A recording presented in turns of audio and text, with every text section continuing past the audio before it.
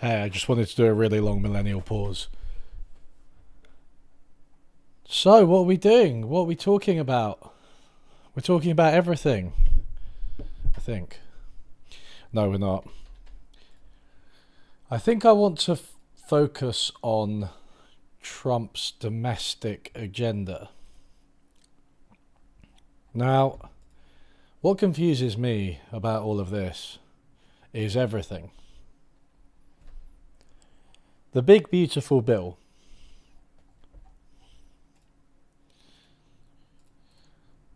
Don't really know that much about it except that there's some really bad stuff like massive cuts to Medicare. Right?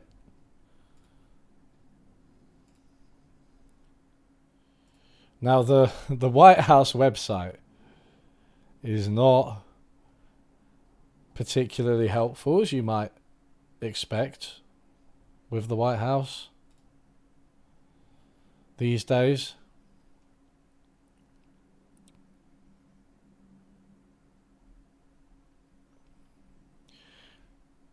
I'm finding some websites that look like they're for children. Maybe that's what we need. Mate, what is this website? Bruv, is anybody going to update me on this shit? Is there actually a good fucking...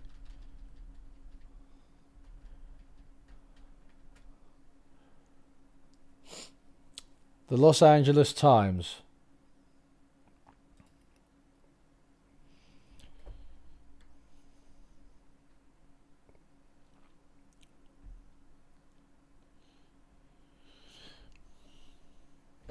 I don't like the way my camera's looking. Don't like it. There we go, that's a bit better. That's a bit better.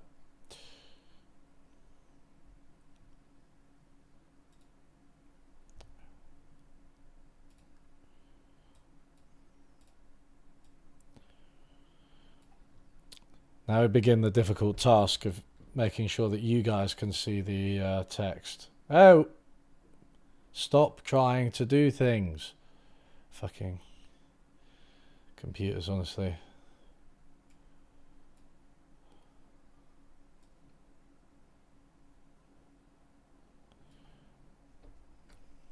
Right.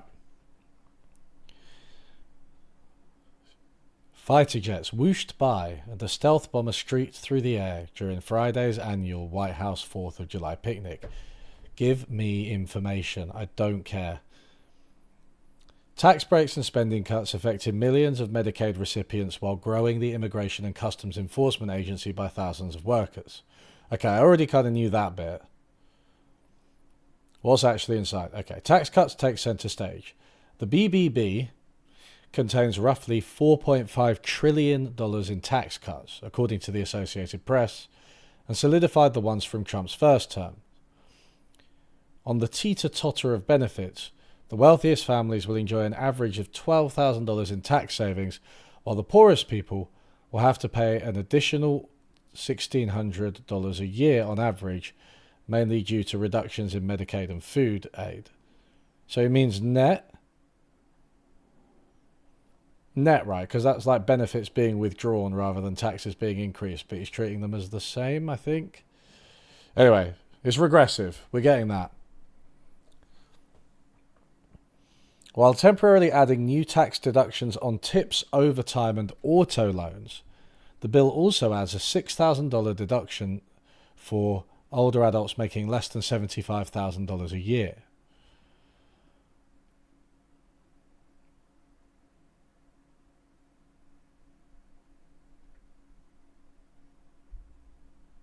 Okay.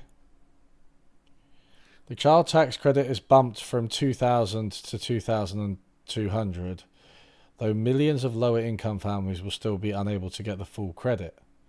Caps for state and local tax deductions known as SALT. Matt, I tell you one thing about Americans, you guys fucking love an acronym. You really do. You like a silly little acronym. Go over your silly little country. Will quadruple to $40,000 for 5 years, offering some benefits for residents of higher tax states like California. Businesses will get a break because they will immediately be able to write off 100% of the cost of equipment and research, which some experts say will boost economic growth. Some. I mean, it could, I guess, but, you know, you can reduce taxes on everything to zero. If it costs revenue, if it boosts rent-seeking activities, negative activities, if it just becomes a vehicle for avoidance and evasion, then it won't boost economic growth. Anyway, I mean, this is a means-testing nightmare, isn't it? I can't even keep track of all of this. A $6,000 deduction in taxes for older adults making less than $75,000 a year. It's like one of those graphs you see where it's like, when are you eligible for like certain benefits in the USA? And it's just like boom, boom, and then you go over this income and it's like drops and then it goes back up again and you're like, UBI with progressive taxation.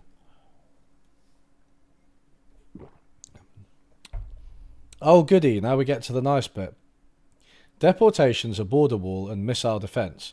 Another $350 billion is being allocated for border and national security, which includes spending on the US-Mexico border and 100,000 migrant detention beds.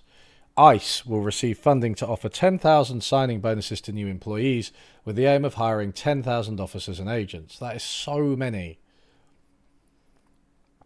And if you add all the fucking vigilante groups who are pretending to be ICE and police at the moment, immigrants will fund some of these projects by paying new or increased fees, including when they apply for asylum. That's right, squeeze them. In total, the Department of Defense will receive roughly $1 billion in new funding for border security. Another $25 billion is being set aside for the US to develop its own Israel type of Iron Dome missile defense system called the Golden Dome.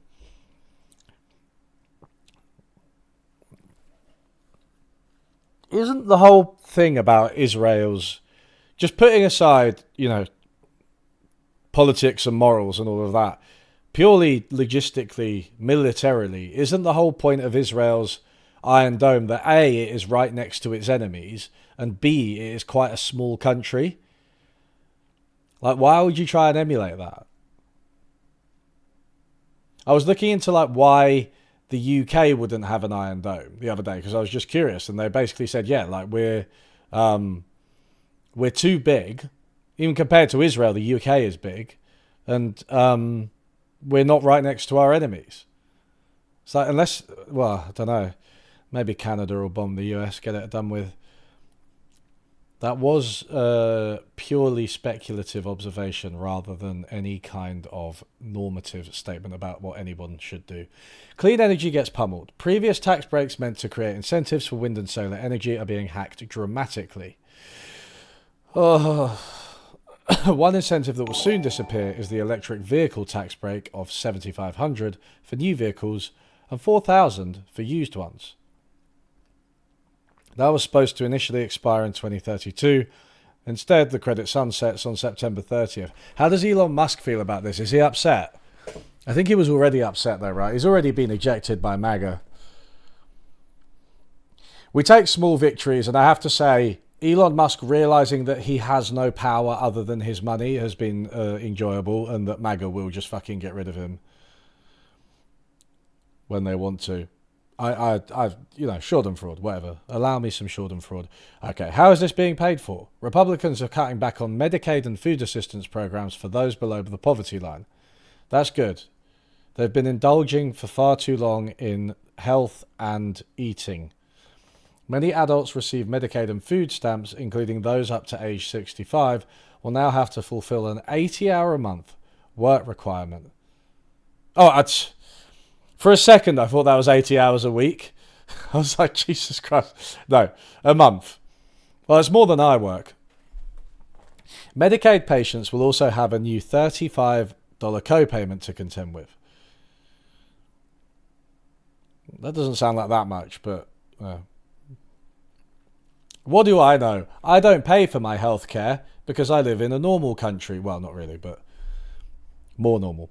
About 71 million Americans use Medicaid. The 40 million benefit from the Supplemental Nutrition Assistance Program, and 40 million, or SNAP. See, SNAP, again, SNAP.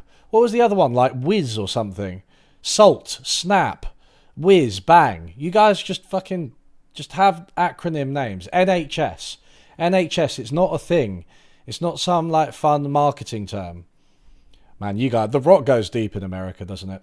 The CBO estimates that 11.8 million Americans will become uninsured by 2034, and 3 million more will not qualify for SNAP due to the changes. For more on the bill, read our full report here. Do I want to read? Okay, so that's the full report. I mean, this just looks really similar. This just looks like a really similar article. It's not that much longer than... It's not really a full report, is it? I thought they meant like an actual report. All right, so... Okay, so lots of people are going to go into poverty and be without healthcare, and there are tax cuts which seem primarily to benefit the well-off, although they are also a bit complicated and a means-testing nightmare. Good. Well, that's where we are on this. Let me just catch up on chat. The Department of Homeland Security has more funds than the US Marine Corps.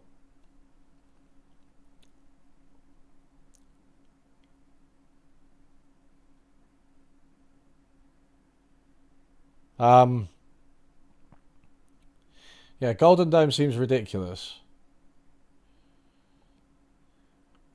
A blue dome called the Ocean. Yeah, exactly.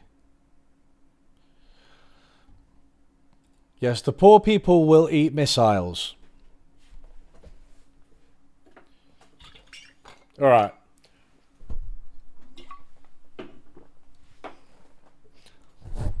Let's go deeper, everyone. Let's go deeper. Let's go harder, faster, and stronger.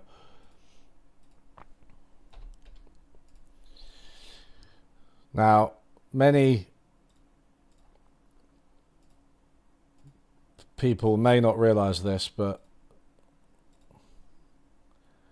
I have access to very sophisticated information that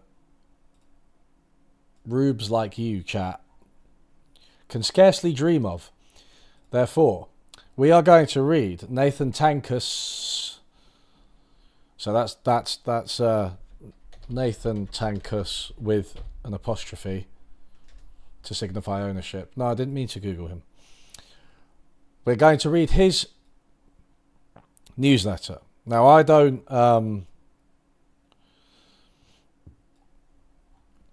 I've been a bit behind on this. Oh, these are... Oh, shit, okay. Wait, 1 second. Just let me make sure I'm reading this series properly.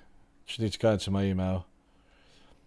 Okay, no, yeah. So we'll go. So apart from the big beautiful bill and also the tariffs, which we've heard a lot about, there is this whole issue of Doge, which I'm really worried about, because I think that they're basically gutting the administrative and welfare state at the roots. They're, you know, to mix metaphors, they're really like attacking the systems, like the computer systems, the logistic systems, the people that staff these things,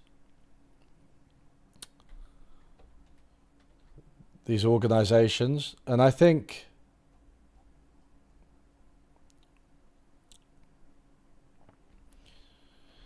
this could be really bad.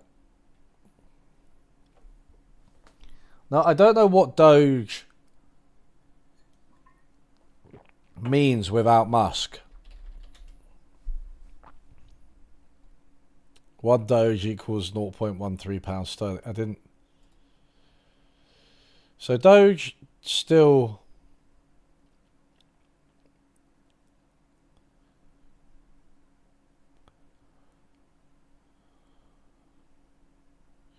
Oh, look, they're deleting unused websites. Oh, man. Okay, wait. Let's just have a look at their website, actually.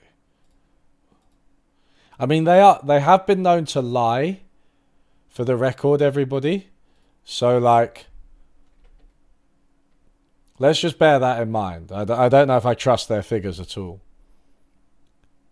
They've deleted 26 websites for total savings of $500,000 a year. So, what, each website cost like fucking $20,000 a year? Does it cost $20,000 a year to have a website up?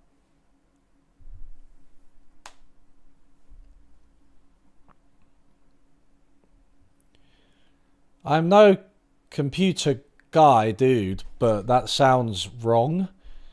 Unless these are very special websites, but they don't. Hot Quarks 2004. Okay. I did genuinely find that quite funny. Worst porn site ever. So, cut its annual spending on federal contracts by 50% from 484 to 242 while improving both the quality and scope of its services. Well, this is just an unfinished sentence. Wait. On January 2025, OPM had 444 active contracts and has since taken action on 191 contracts via terminations.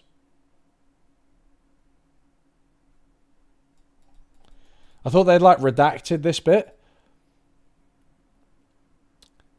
So they've just cut their activity. Sorry, which organisation is this? Oh, okay, well, it doesn't exist anymore.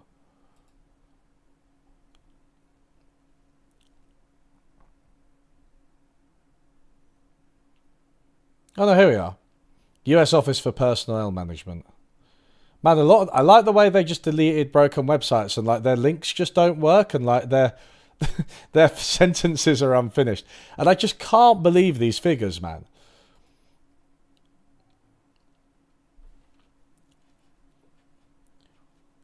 Even Krugman has interviewed Tankus. I know, he's interviewed him twice as far as I remember. Yeah, it does feel like they're falling apart. But let's read Tankus, because I think regardless of whether they will fall apart, I feel like they've done a lot of damage already, and I think the impact of Doge will continue to be felt for years, even if it stops. So this is Doge and the IRS.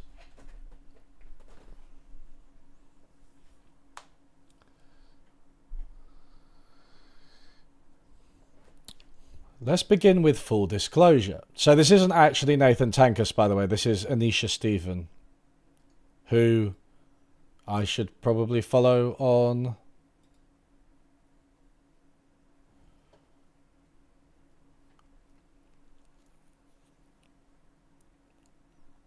ending market distorting subsidies for unreliable foreign-controlled energy sources.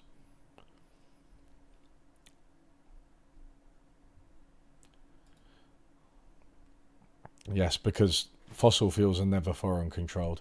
Okay, so let's begin with full disclosure. I love the IRS, and I love taxes.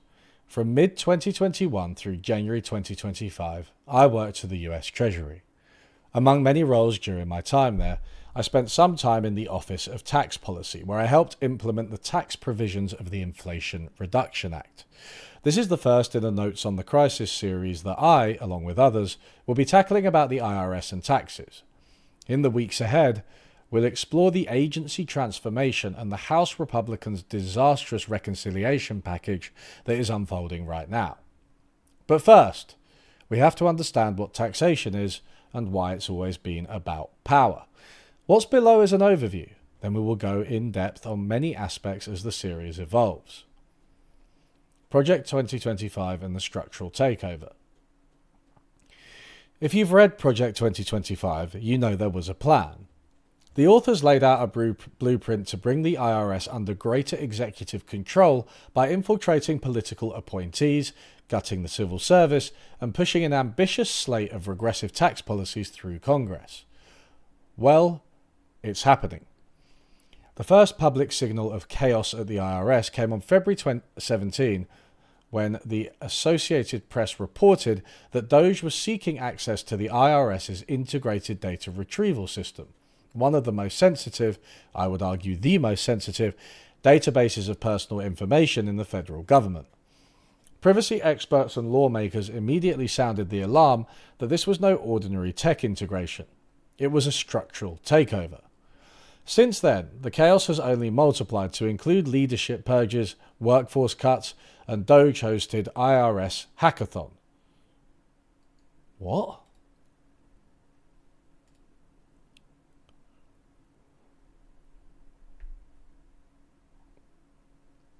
Have I misunderstood what a hackathon means? Does that mean that they're...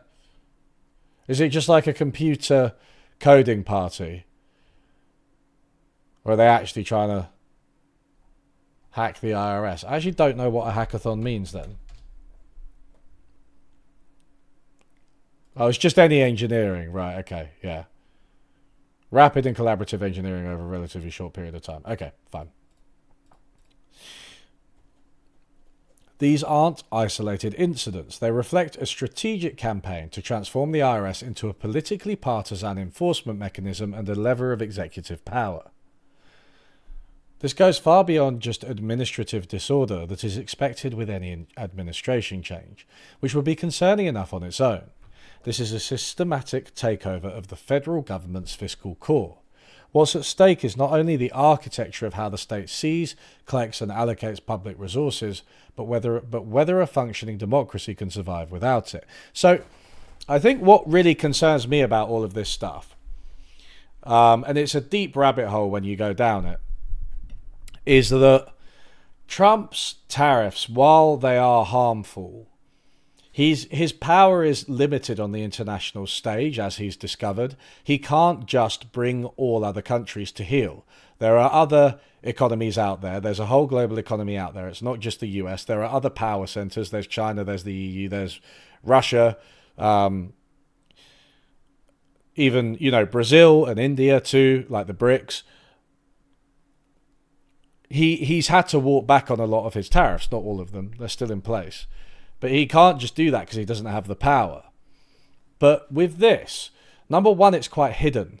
I don't think people really realize what's going on, and I think you fucking bore them to death if you start talking about a hackathon to reprogram the IRS's computing systems. It doesn't sound very dramatic. But it is, right, because their Doge have been, since Trump was elected, making their way into federal buildings, protected by ambiguous law enforcement, police, sometimes ICE, sometimes miscellaneous dudes with guns in masks and stuff, and then just taking control of them. And they can do that, clearly, because they are doing it. So the domestic power that they exert is much, much larger than the foreign power. But at the same time, nobody really realizes and nobody's stopping them. Anyway, why the IRS matters. The IRS sits at the center of the federal government's fiscal architecture. As the financial nexus between the state and its residents, it facilitates the movement of trillions of dollars through the Bureau of the Fiscal Service. It enforces tax law, detects fraud, and has the authority to audit the ultra-wealthy to crack down on tax evasion that enables them to become even richer. So they did this during Biden's administration, by the way, and every dollar that they put into auditing the wealthy, they got $6 back. So this was something that was happening. Obviously, Republicans, Trump, Musk, don't like it. The IRS does not write tax law, but enforces the code passed by Congress. Confusing the IRS with the architects of tax policy lets lawmakers off the hook. Its role is administrative, not factional, and that's precisely what makes it so powerful. Okay, right, so this is the line they're trying to sever, right? Because they're trying to make it so that the IRS just does what the executive says. So therefore, there wouldn't be as much of a distinction between passing the laws that determine what tax rates are and actually enforcing those. But clearly it's an arm's length organisation at the moment, or it has been. But its role goes deeper. The IRS is not merely a tool of extraction, it can be a mechanism for redistribution, stabilisation and democratic investment. In fiscal year 2024, the IRS collected $4.9 trillion in taxes, which comprised 96% of total government revenue and was equivalent to 17% of GDP that year.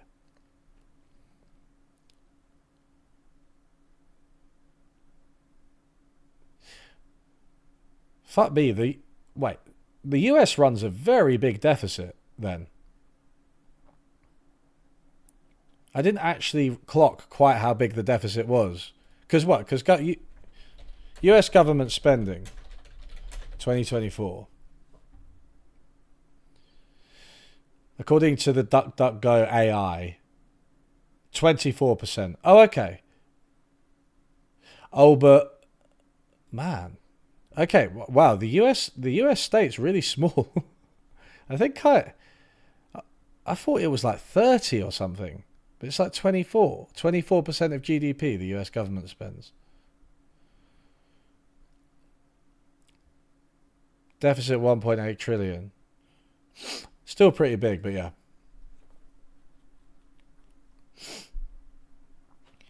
When governed with public purpose, the IRS powers the fiscal machinery that sustains democracy by facilitating the spending that funds housing, healthcare, climate action, education, and income support that reaches millions.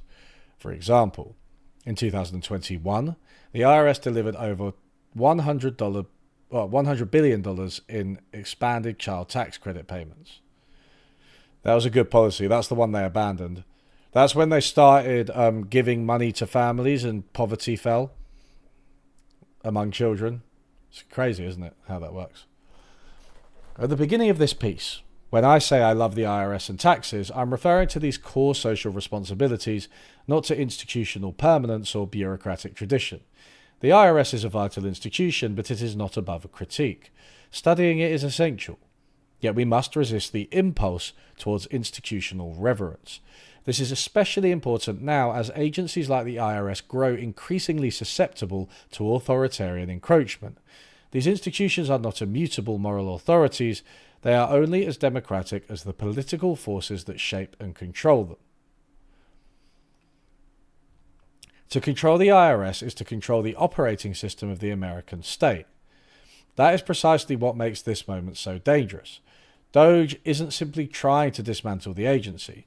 It is trying to capture and rewire the IRS into a vehicle for executive dominance, privatized tax enforcement, and algorithmic control over public infrastructure. Right, so that's what we've been saying, executive dominance. Privatized tax enforcement, need to read more about that. Algorithmic control. I think Musk in particular was talking about like using AI to run public services or some bullshit. Some bullshit. No, the deficit isn't quite as big as I thought it might be because government spending in the US is actually even lower than I thought it was. Man, you guys need some big government.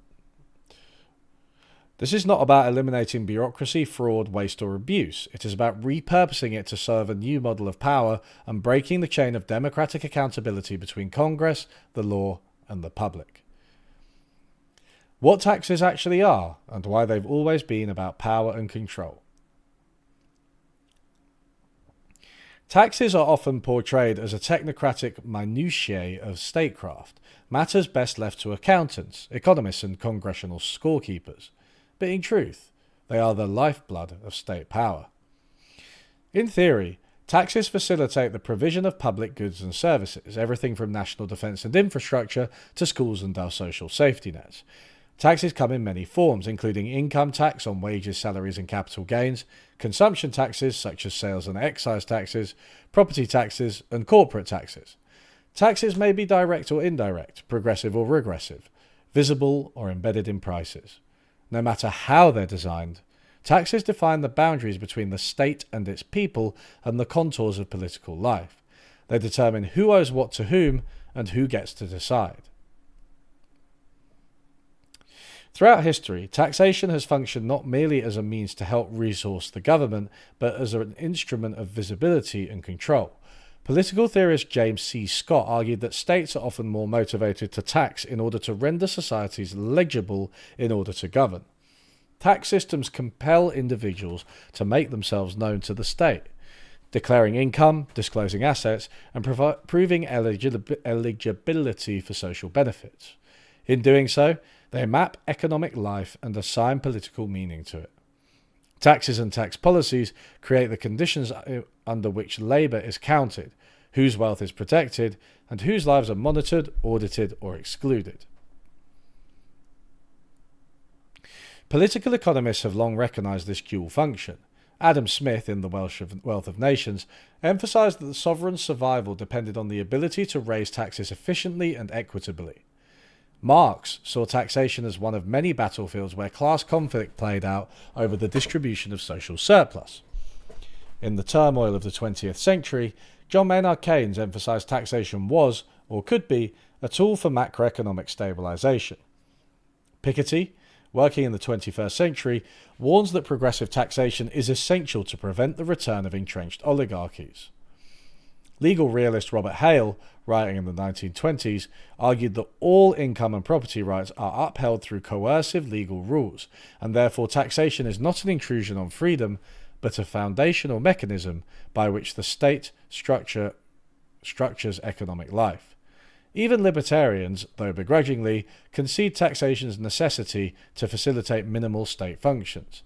These views span ideological terrain, but converge on one point. Taxation is not merely math. It is political infrastructure. It is how the state exercises power, asserts authority, and signals its priorities. In short, it is governance in its most distilled form. Well, this is good.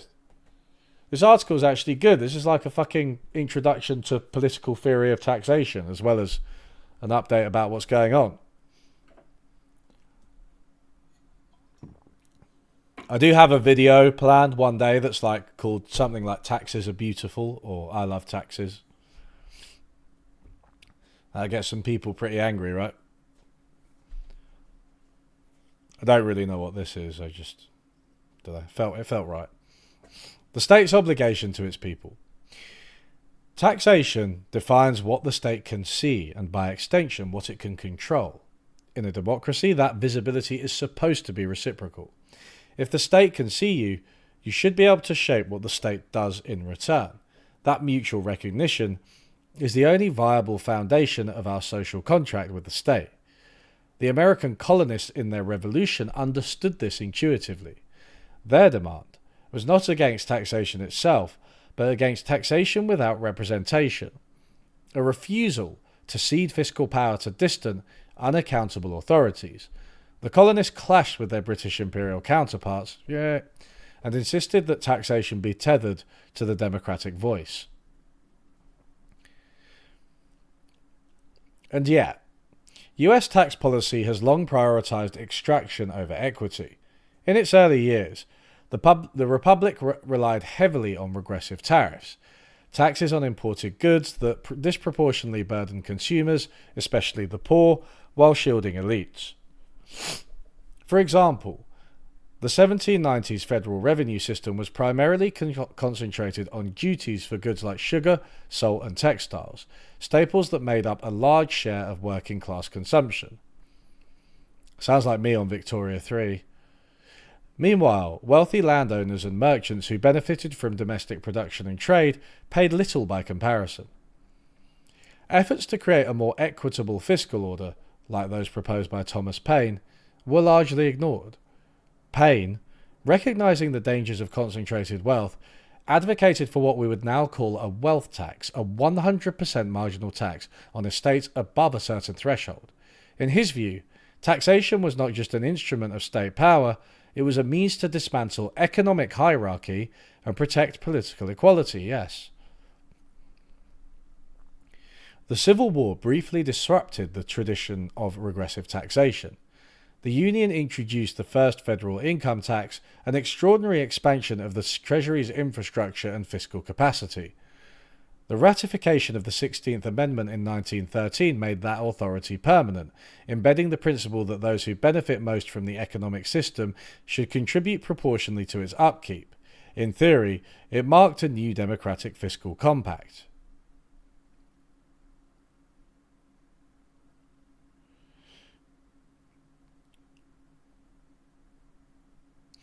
But in practice, that compact has always been contested by the elite. The US tax system has long operated as a machine of selective visibility. Today, working class Americans are subject to invasive scrutiny. They must document their income, family structure, and eligibility for basic social benefits like the Earned Income Tax Credit. Meanwhile, the wealthy conceal assets in trusts, shell corporations, and offshore accounts. This asymmetry is not accidental. It is a structural feature of the fiscal state built on political choices about who must be accountable and who is allowed to remain invisible. Taxation, in this system, reinforces hierarchies of obligation where the poor are tethered to bureaucratic surveillance, while the rich rig the system to float above it. Wait, why is this article so good? Anisha Stephen, ex-US Treasury, I guess she knows her stuff. I was a bit concerned that when Nathan started hiring other people, they wouldn't be as good as him, but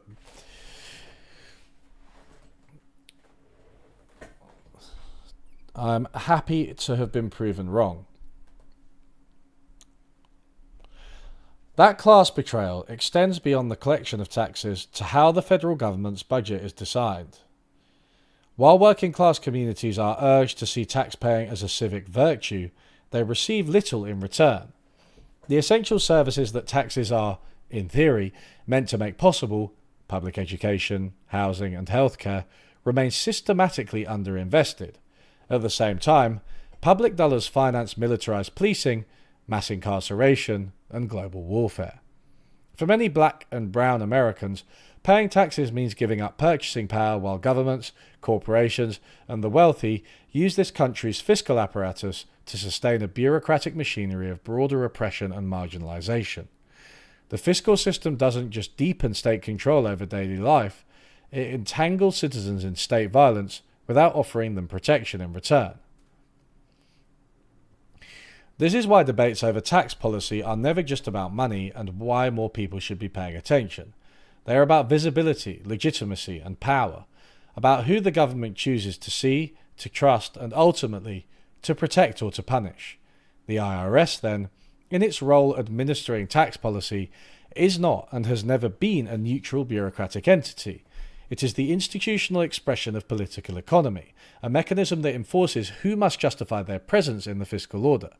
Its failures reflect political choices, but so do its successes.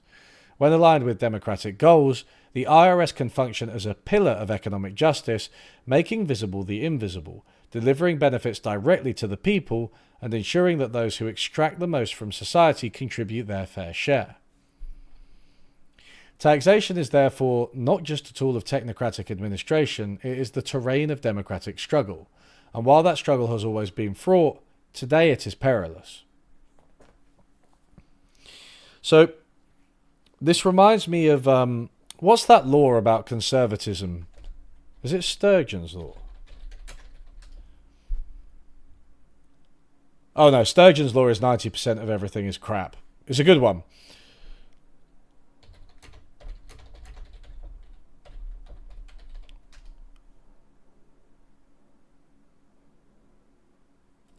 Oh yeah, Francis M.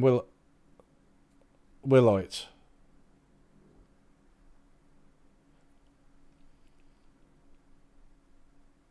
Oh, but it's not him.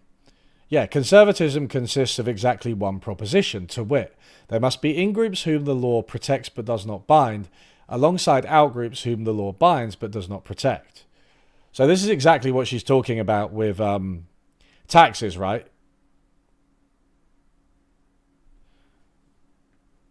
The law on taxes and distribution binds the poor, but doesn't protect them. It binds them through interacting with the state to get their benefits, to record their income, being monitored, right? but it doesn't truly protect them. It doesn't truly give them what they need in terms of social services and so on. But meanwhile, it protects the wealthy by allowing them to hide their wealth and does not bind them. And the wealthy also tend to benefit, I think, more disproportionately from these militarized policing, mass incarceration, and global warfare.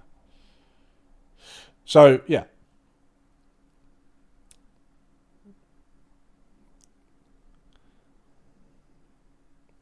Hey, the target audience is us, Skyride. Can't you see that? The IRS and its current political transformation. The IRS, as the institution that we know, took shape during the Civil War, but its modern incarnation grew alongside the rise of 20th century administrative state.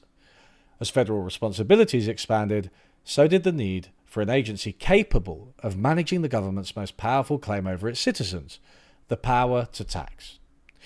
Over the decades, the IRS became both an indispensable and a deeply resented bureaucratic punching bag for anti-government sentiment.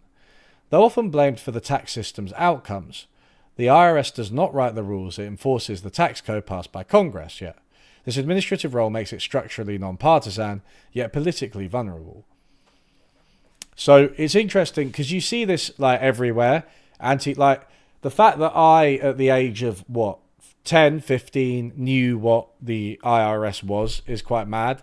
Because the HMRC in the UK, we don't mention it as much. The IRS gets so much hate in American culture, like in The Simpsons. It's when they go to Washington, they boo it in one of the early Simpsons episodes. I do think that there's some, I don't know if she'll go into this, but there's some interesting, because American taxes are paid in such a cumbersome way, I think that does actually reinforce the hatred for it, and I think that's deliberate as well. The IRS is not just another federal agency. It is supposed to enforce tax laws impartially based on statutes passed by Congress. That mandate was tested and violated during the Nixon administration. In the early 1970s, President Nixon ordered the IRS to audit his political opponents, civil rights activists, and journalists, weaponizing the agency for personal and ideological retaliation. The resulting scandal led to the creation of Section 7217 of the Internal Revenue Code, which explicitly prohibits executive branch officials, including the President, from interfering in IRS audits or administration. This firewall was designed to safeguard the agency's independence and, by extension, the democratic legitimacy of the tax system itself. However, the assault on the IRS did not end with Nixon.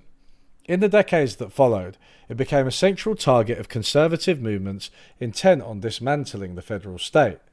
The Reagan era marked a turning point. As the gospel of small government and supply-side economics took hold, efforts to defund, discredit, and destabilize the IRS intensified. The 1990s brought relentless anti-tax rhetoric, and the 2010s delivered defunding and institutional decline.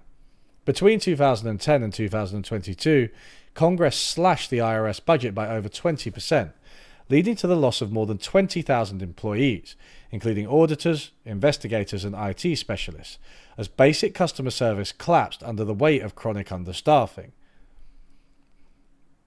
So you get that, yeah.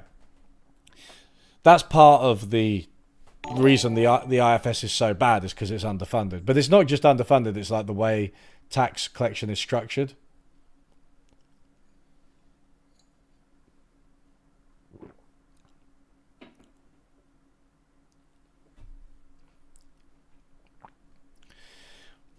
In that same period, enforcement against the wealthy all but virtually disappeared.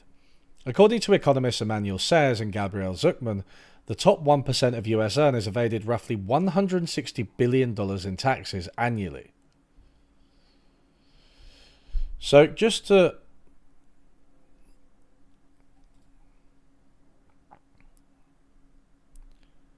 get right, okay. So it's like what is it? the transportation budget.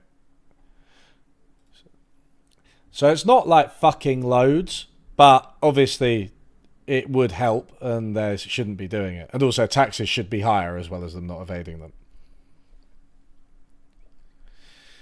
But I do think that tells you, I mean, something that I've said a few times, taxes on the wealthy won't fund everything we want. Not everything. Meanwhile, audits of low-income taxpayers, especially those claiming refundable tax credits like the Earned Income Tax Credit, surged. A 2023 Quarterly Journal of Economics study using IRS data from 2010 to 2018 found that black taxpayers were audited at nearly 5 times the rate of non-black taxpayers. This wasn't because they were more likely to commit fraud, but because their returns were simpler and cheaper to audit. Fucking hell, man. During years of budget cuts, the IRS leaned on algorithms that prioritized efficiency over fairness. The result was a classist and racialized audit and enforcement system built for speed and to protect the wealthy. The Biden administration hoped to reverse course by restoring the IRS's capacity to serve the public. The Inflation Reduction Act of 2022 secured nearly $80 billion in new funding aimed at modernizing technology, rebuilding the workforce, and ensuring that tax enforcement was applied to the wealthy as well as the poor. The New York Times recently reported that the IRS upheld Biden's pledge to increase audits but only on the wealthy. Those efforts have now largely been halted. These decades of targeting the IRS weren't just an attack on one agency. They were an attack on the state's ability to govern fairly. A well-resourced IRS is more than a bureaucratic necessity, it is democratic infrastructure. It enables the equal enforcement of the law, the redistribution of wealth, and the delivery of public goods. Fiscal fairness becomes impossible when that capacity is gutted, and democracy becomes performative. The IRS wasn't neglected by conservatives. It has been meticulously redesigned to concentrate power and wealth along lines of class and race.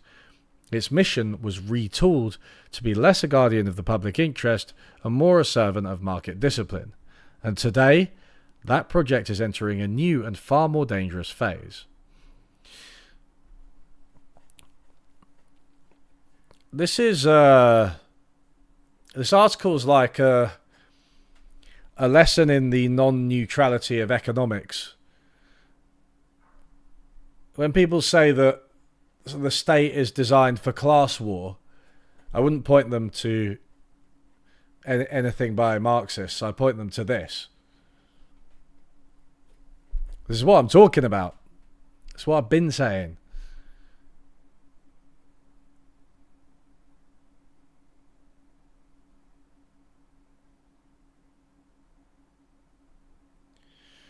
Right-leaning tax-supporting economists. I mean, most economists would tend to begrudgingly support taxes as funding for public goods. I would consider that the standard textbook argument that the market can't provide everything, especially when there are externalities or public goods. I would consider that a centrist argument for taxes. Trump, Doge, and the new model of fiscal control. Under the Trump administration, Doge has aggressively intervened in the IRS by seeking access to sensitive taxpayer data, orchestrating mass layoffs, and eliminating public-friendly programs like Direct File. Oh yeah, this is... So that was them trying to make it more efficient, because it was so inefficient. See, that's funny, isn't it? That does tell you a lot. They don't just want to dismantle the IRS. They want to further rewire it, transforming a civic institution into a political instrument. In this vision, taxation is no longer a shared obligation, but a mechanism of ideological enforcement. Surveillance becomes the method, and loyalty to the president, the metric. This transformation is rooted in the logic of new public management, a technocratic framework that reshapes public institutions to resemble private firms. Lean, automated, data-driven, and detached from democratic accountability. This shift doesn't just weaken the IRS. It bypasses the democratic infrastructure that's supposed to govern it. What was once a chain of accountability, from lawmaking to enforcement to public benefit, is now being rerouted through executive command and algorithmic control. Under this model, the IRS ceases to be a steward of fiscal democracy and instead morphs into an engine of information extraction, surveilling the public, enforcing hierarchy, and concentrating power. The consequences are already visible. The IRS's agreement to share confidential taxpayer data with ICE has raised alarms about privacy and the agency's role in enforcement beyond taxation, and the threatened revocations of non-profit status for universities, climate organisations and racial justice groups, justified under the guise of fiscal scrutiny, are not neutral acts of enforcement. They are party-focused interventions using the tax code to intimidate critics and constrain dissent. You know what? I actually hadn't connected the dots on that. Or well, I actually didn't realise they'd shared the taxpayer data with ICE. I knew about the university thing, but obviously, yeah, that goes through the IRS, right?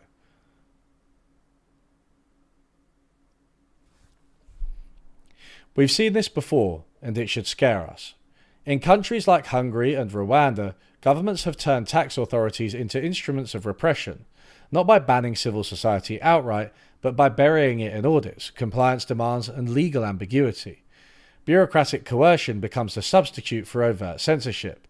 The United States is now testing the contours of that same strategy, deploying regulatory pressure to erode opposition, cloaking political retaliation in administrative form, and transforming fiscal policy into a weapon of ideological discipline.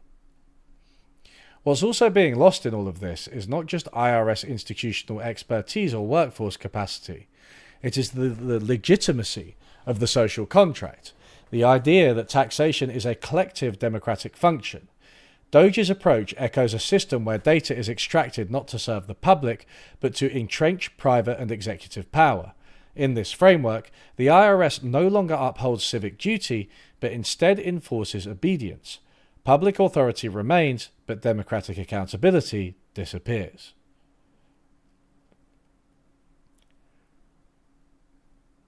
A reasonable economic argument that goes against taxes in their entirety. Well, surely that would have to be an anarcho-capitalist argument. Or maybe just any anarchist argument.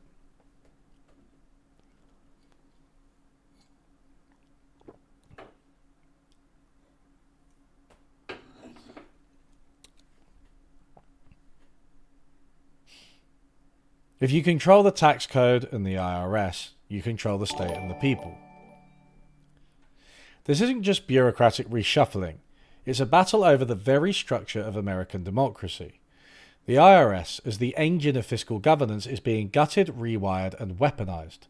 While Congress still, in theory, formally holds the power of the purse, control over how tax laws are enforced and against whom is increasingly shifting to the executive branch, and the tax code, once a tool for potential shared investment, is being further entrenched as a shield for elite impunity. This is all very Putin-esque, isn't it? If a sitting president can direct the IRS to investigate political enemies, revoke non-profit status from dissenting institutions, or selectively enforce tax law to reward loyalty, the agency no longer serves the public. It serves power. The slow hollowing of the IRS through funding cuts, staff attrition, and the erosion of norms yields the same result: a weakened institution unable to enforce the law, uphold equity, or hold the powerful to account. And when that happens, the disparities baked into our fiscal system deepen.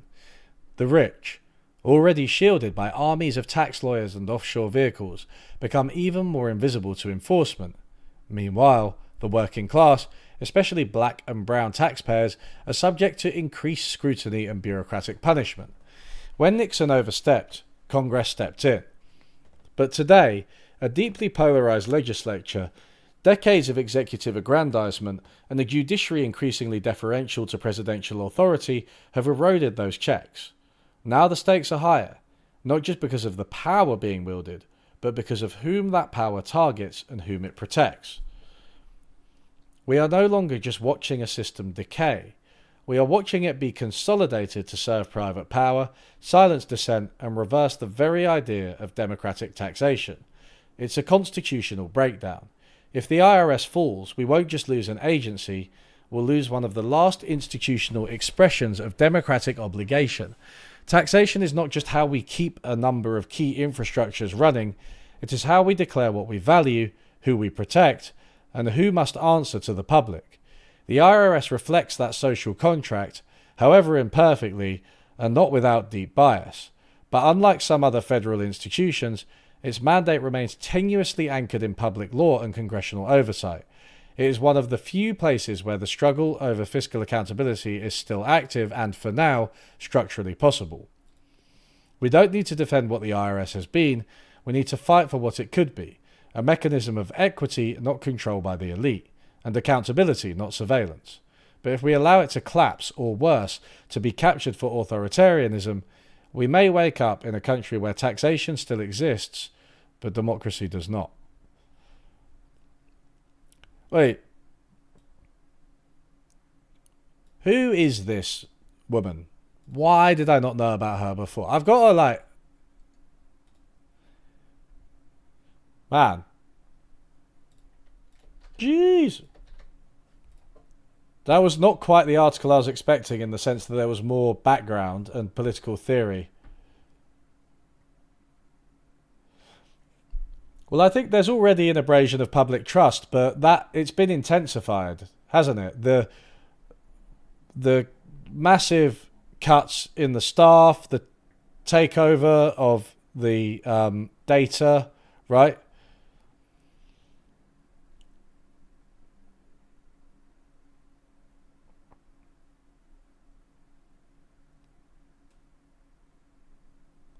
Reporting to ICE limits the amount of revenue that the IRS can collect from undocumented immigrants and turns them and those who pay them into a tax fraudster,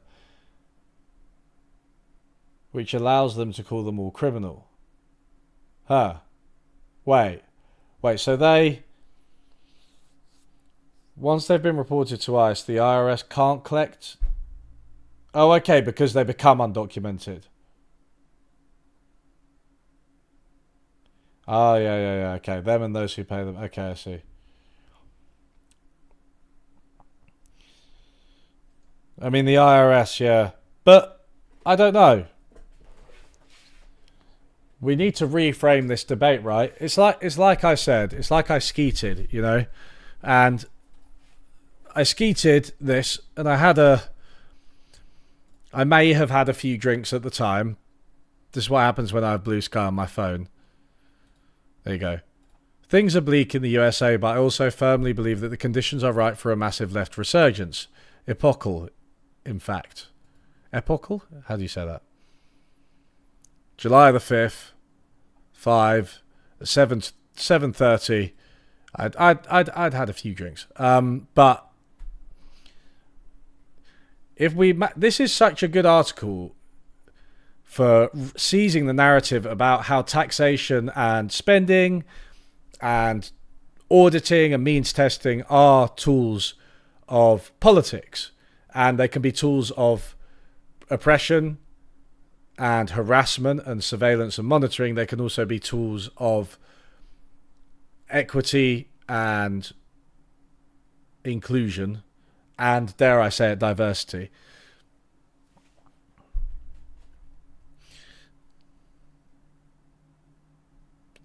So I want to interview her about this.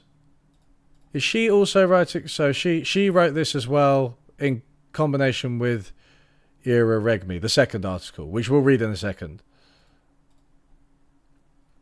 I might read this tiny little one first, because this is interesting, because I think this is about IRS direct file, but not just yet. One second, let me share this article, because I think this is so good.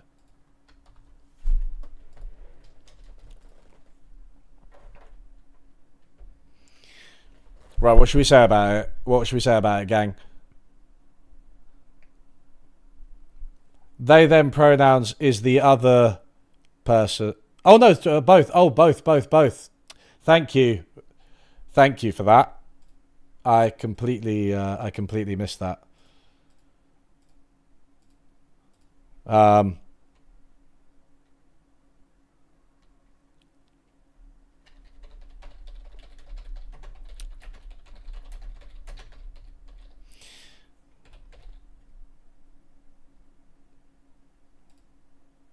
Oh, Anish.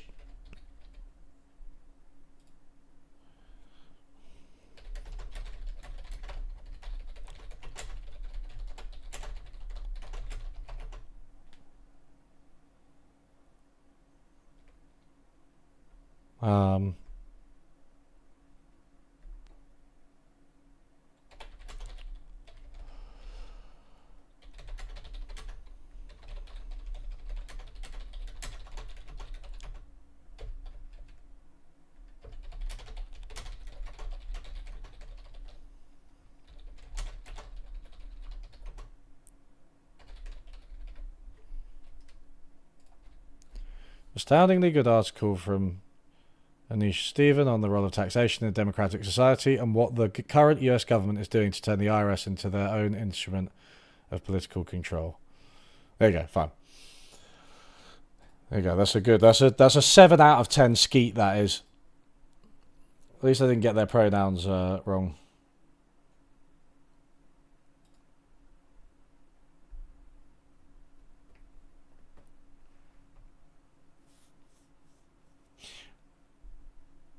This article is goodly and I read it. Yeah, I can read. Guys, you just saw me read. You just saw me read. I can do it. You can't imagine how he would recover. But this is an opportunity for people to see. Look, Trump's approval ratings are low, man. He's made so many mistakes. And nobody likes Elon Musk. Nobody ever liked Elon Musk. He was just a tool, right? Trust me, most people, right, believe that what's going on is pretty bad, really bad, and they don't support it. There is an opportunity to reclaim the narrative using exactly arguments like this about how taxation is a way that we govern society and how we make sure that there isn't an oligarchy and how we make sure that, you know, everyone has an equal footing and that how we make sure that people are, you know, both obliged to each other through the state, through taxation, but also that they are owed something by being citizens.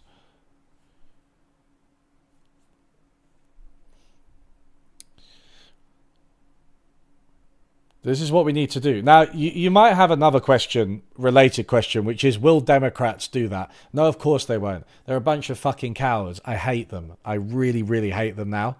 I really, truly do. But, you know, AOC could seize the Democratic Party just in the same way that Trump seized the Republican Party. And, you know, if you got your boy Zoran coming up.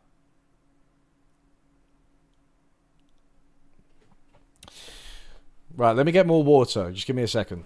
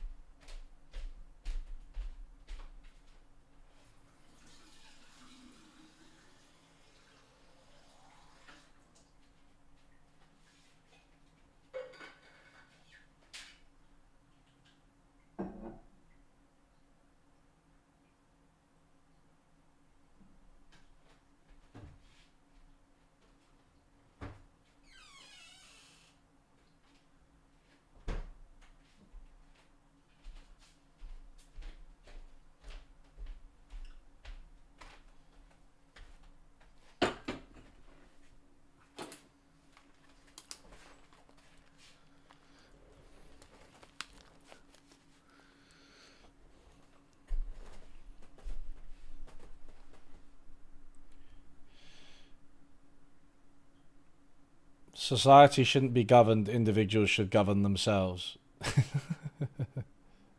What does that mean? It's like, you just like, literally everybody is just completely isolated and you don't have any sort of governance.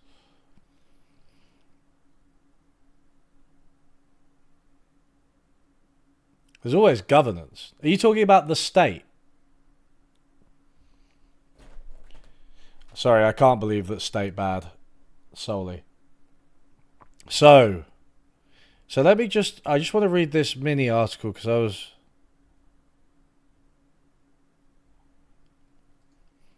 Because it's quite interesting. So I think what this is going to be on is the theme of like how terrible taxes are in the USA compared to other countries. And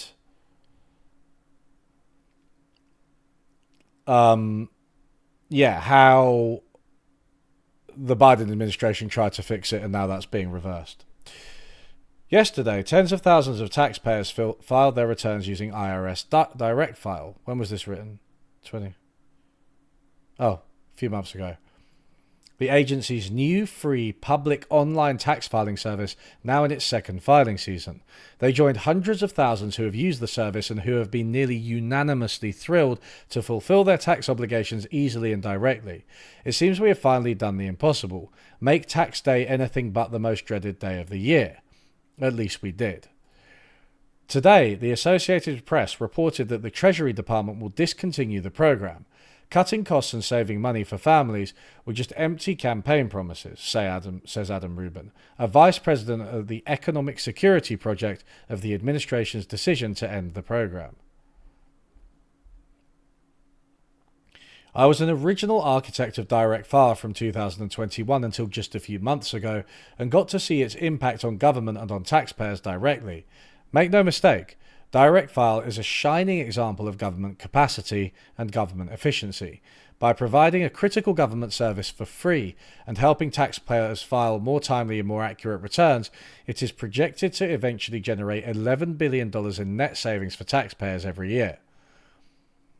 The dismantling of the program is not at all a step toward government efficiency. This is a move that will degrade our government services, incurring massive costs for people trying to file their taxes, further damaging the capacity of the nation's revenue collection agency and making our institutions less robust and less capable. The American tax process pisses me off so bad every year. The IRS knows how much I made and I know how much I made, but we've got to play this guessing game through the forms and make sure I get the answer right. My tax strategy is to go to a website I've never heard of before, enter all my most sensitive information, then hit the continue button until I either get $1,300 or go to jail. I will never understand why I need to guess my own taxes. I know that the IRS knows how much I owe. I don't understand why I have to bring Intuit into what could be a monogamous relationship.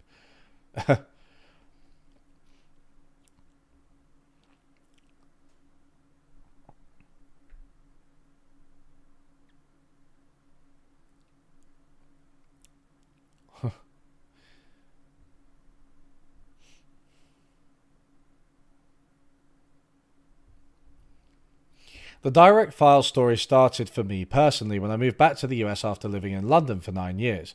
I'd already spent years working in digital services. I'd built the first in-house digital team at the brand new Consumer Financial Protection Bureau in 2010, then worked on multiple projects in London, culminating in helping the London Borough of Camden digitally transform its entire operations practically overnight during the pandemic. I moved back to the States and joined the US Digital Service to help rebuild after COVID, bringing the lessons I had learned from the UK. My first project at USDS was leading our efforts on child tax credit expansion, ensuring that families across the country could access the enormous new child benefit that was created in the March 2021 American Rescue Plan. But there was a problem. Families naturally had to file a tax return to claim their tax credit, and I was pretty surprised to learn that our government still did not, in 2021, offer a free online way to file your taxes directly with the government. Around the world, tax collection is seen as an inherent government function, and as such, tax filing is a service that the government offers free of charge. I thought we should too, especially if we were to make such critical social supports contingent on it during a crisis. Yeah, so just to reiterate the point, the US is absolutely loopy in its approach to all of this.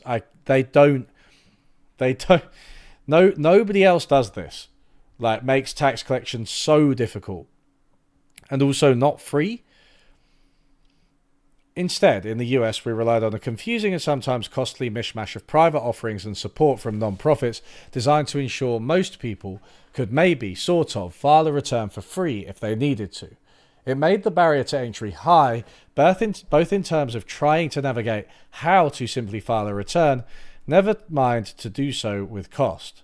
Tax filing, I thought, is a core function of government, and making it free and easy to use would cut through this waste and deliver for the American people.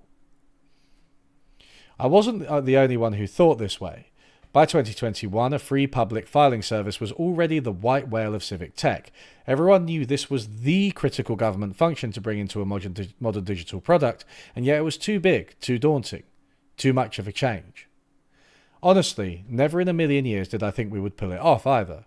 The IRS, for all its genuine accomplishments in the face of constantly shrinking budgets and aging technology, had no real experience launching an enormous, high-stakes tech product designed to simplify the mind-numbing complexities of an American tax return. This was government capacity we would have to create. But we did. Since Direct File launched as a pilot in March 2023, hundreds of thousands of people have now filed their returns with it, to stunning results. In its pilot year, 86% of users said Direct File increased their trust in the IRS.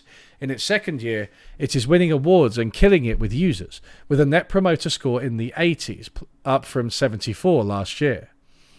Apple's, which is considered astronomically high, is 72. Direct File is a wildly successful government startup.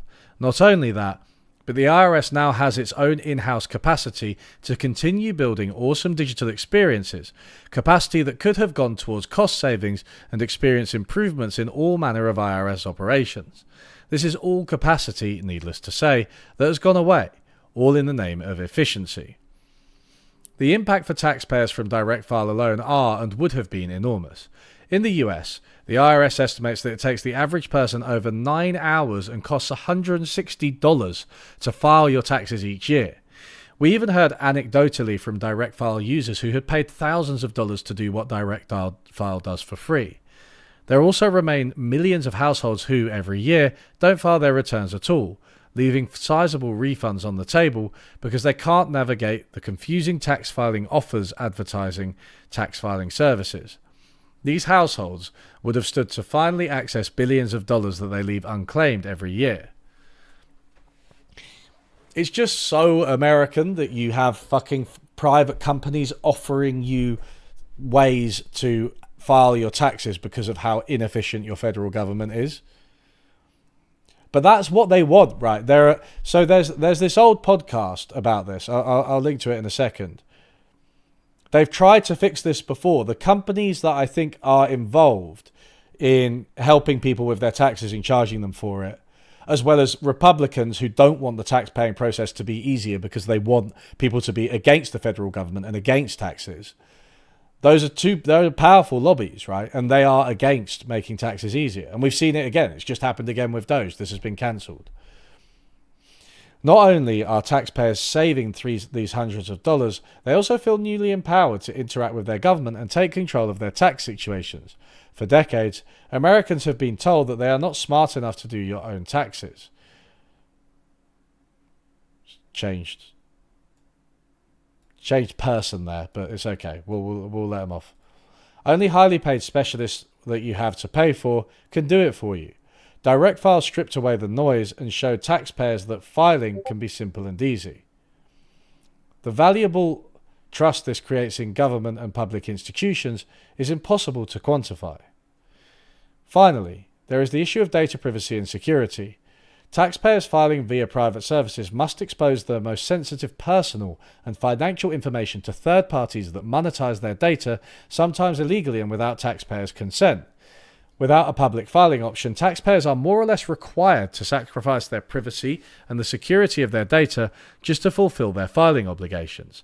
Direct File gives taxpayers the option to protect their data and provide it straight to the tax agency without a middleman. All this, the in-house capacity to modernize the IRS, billions of dollars in cost savings, and empowered public, is what's cancelled today. But they have it exactly backwards. It's a functional, high-quality government that's efficient. The chaos they are sowing is anything but. Yeah, so they've cancelled one of the most efficient government programs of the past few years.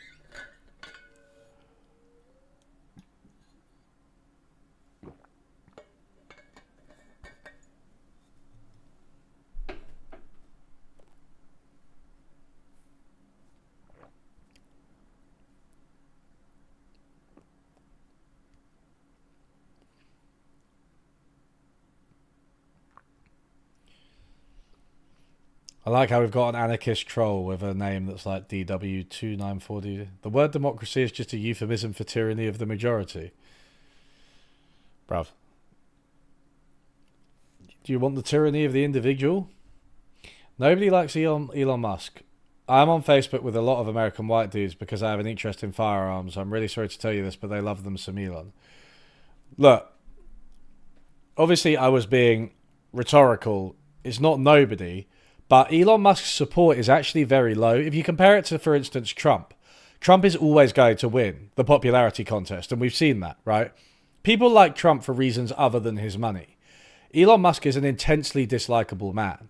He's a complete charisma vacuum. His brain is completely fried from ketamine and social media. He has absolutely no interesting insights. He's deeply personally unpleasant, like to be around. I wouldn't want to be near him. And I think a lot of people feel that ick. Now, of course, 9% of people said that Joe Biden was a lizard, right? So, yeah, maybe 9% of people like Elon Musk, and especially in the US, right? I know that he's done things for free speech in their eyes. However, he has very little soft power, right? He only has his money. That's all he has. Trump has all of it. Trump has money. He has political power. He has military power. Musk only has money. Without his money, I don't think he's a particularly influential person. He can't take on Trump.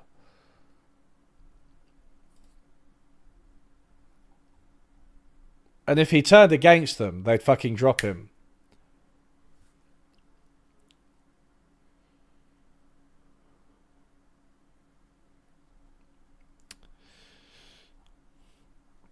So this is, what's this about? Inside it. So this is a bit more institutional detail. We'll take a little break, by which I mean my throat needs a break. Most people aren't gun collecting white boys. Yeah. Exactly. To summarize, this is something that slips under the radar, right? This attack on these bureaucratic institutions like the IRS. And the IRS is quite possibly the most important one. Should we get some better lighting? I look more nicer now.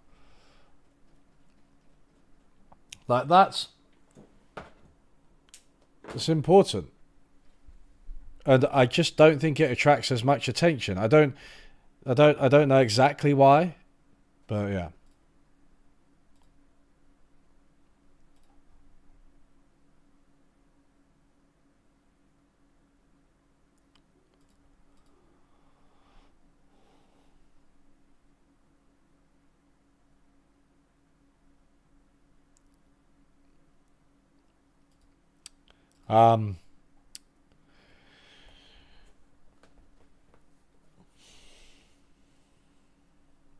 I do wonder if it will slow down without Musk, and now that quite a few people have left Doge.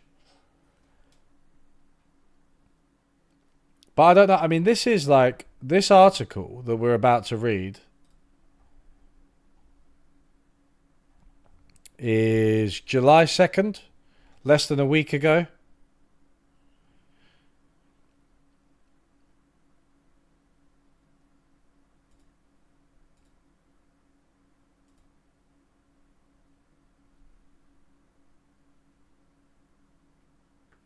I'm sorry, DW, I just don't see you making any sense. Clearly, individuals can brutalize others, exclude them and stuff. They don't have to use a group identifier to do it. That seems like putting the cart before the horse.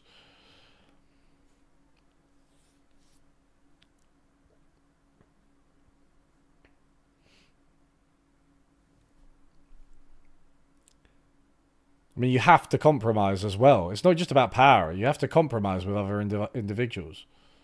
You need their help.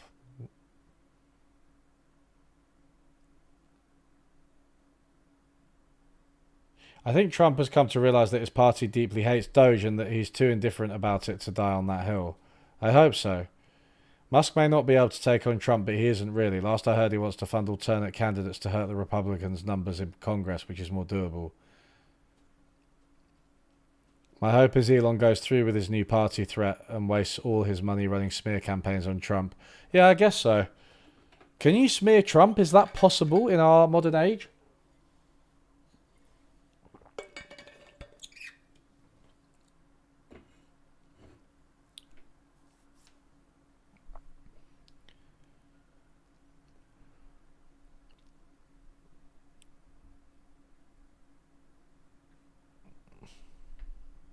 Musk was the true believer in efficiency. The Trump far right just wanted to tear up the floorboards looking for wokeness. The rich behind Trump just want the IRS broken.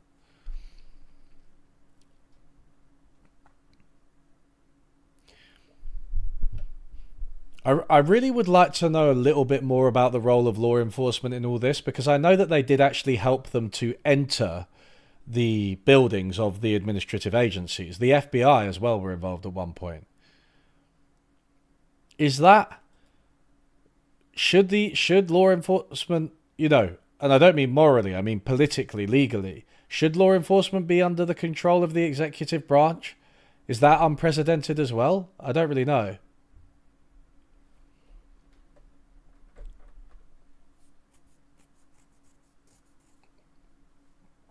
Well, I don't know, like, who decides elections, You could pick out any subgroup of people and be like, they are the difference in terms of swings. I do agree they have a lot of political power.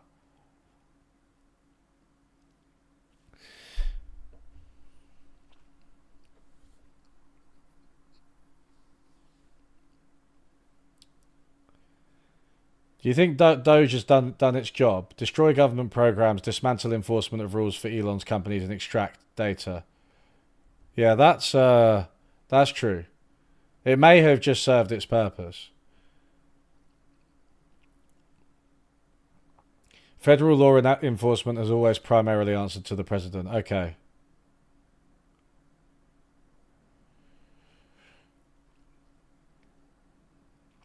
Yeah, you smear the non-Trump people. Russ Vought. Who the fuck's Russ Vought?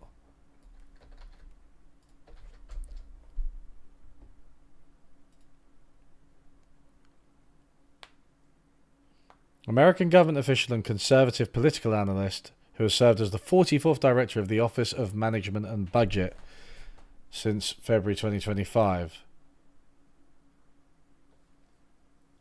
As self-described Christian nationalist, Vought is the founder of the Center for Renewing America, an organization that opposes critical race theory and advocates for the idea of America as a nation under God. Beautiful. Oh, he's involved in Project 2025. Oh, God. God, man. These fuckers. These guys are fucked up. And we've got our fuckers in the UK, but I actually can't believe when I read about your ones. Americans.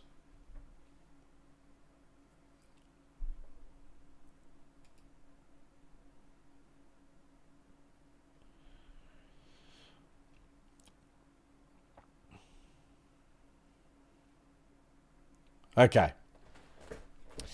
Let's start the second one.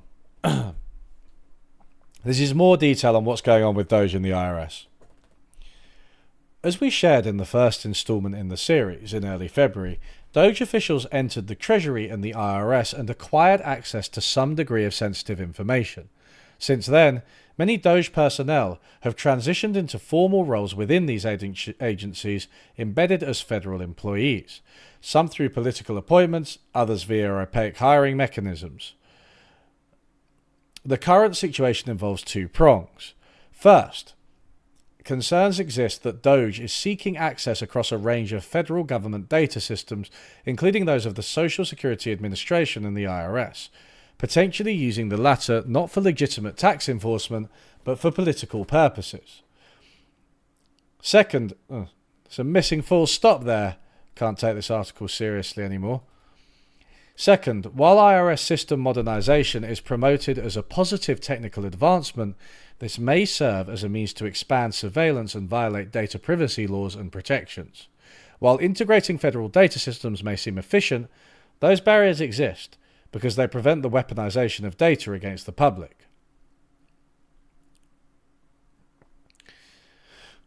Interesting. This investigation peels back the layers of power of the technological infrastructure of the IRS. In the first piece, we demonstrated the importance of the IRS within the US government system and the potential for surveillance and control. In this piece, we reveal what we know about new tech activities under the guise of modernization and how these differ from the IRS's decades-long operational history. To better appreciate the gravity of these actions, we also examine the IRS's institutional knowledge embedded in its extremely experienced civil service employees and the agency's historical context that DOJ has been determined to steamroll and ignore. Despite our in-depth reporting efforts, the deliberate opacity surrounding DOJ's actions and plans may be the most disturbing aspect.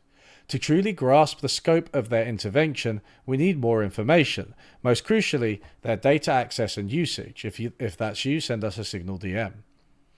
Yet even in this information vacuum, we already know quite a lot about these systems and the tremendous power that comes with controlling the IRS's vast infrastructure.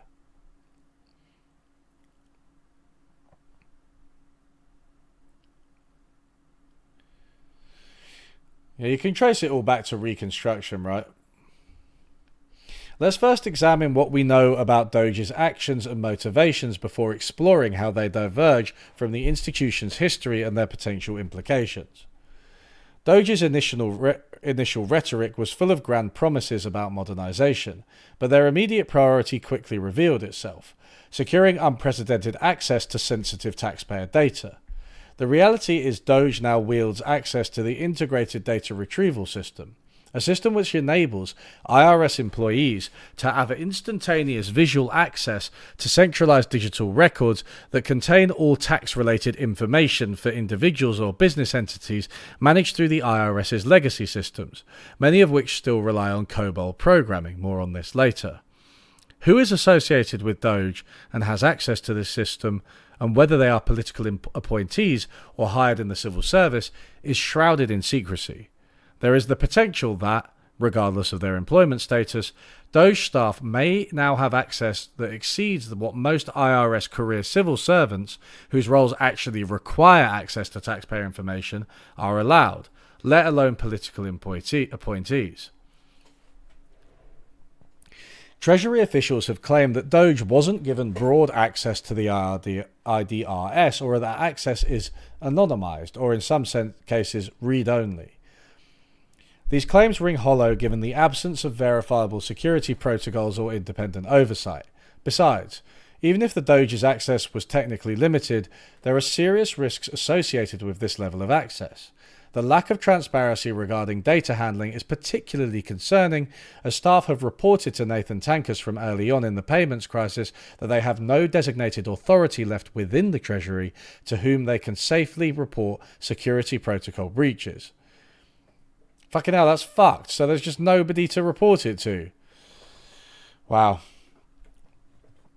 While the Internal Revenue Code provides robust protections for taxpayer data through Section 6103, which establishes confidentiality with strict penalties for violations and permits access and sharing only under specific explicit circumstances, we cannot verify that DOJ officials comply with these rules. This oversight gap is especially troubling as they prepare to undertake their next ambitious project, a complete rewrite of legacy systems written in assembly code and COBOL, programming languages that form the foundation of many critical government functions. So they're trying to integrate it, right, and render it more accessible across the government under the guise of efficiency, but this is very dangerous because it takes down firewalls and permits access for people who shouldn't have access.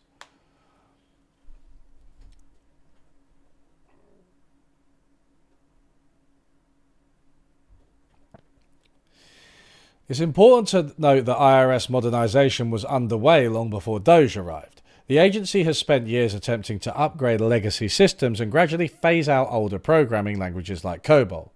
What Doge is attempting is not modernization in principle, but modernization at reckless speed, divorced from institutional knowledge and technical prudence. Wired reporting indicates an alarmingly naive plan to convert decades of critical COBOL code to Java through a 30-day hackathon, yet the true scope and timeline of this risky undertaking remain opaque. While this project's exact details are murky, their messaging suggests an unprecedented urgency in modernization efforts. In a March Fox News appearance, Sam Korkos, representing Doge, alongside Treasury Secretary Scott Bessent, launched targeted criticisms of the IRS's legacy systems. Bessent amplified these claims, declaring on social media that the IRS modernization program lags 35 years behind schedule. Korkos is now a Treasury political appointee who serves as the agency's chief information officer. A career civil servant previously held that role. This rushed rhetoric perfectly exemplifies Doge's toxic combination of technical hubris and institutional recklessness.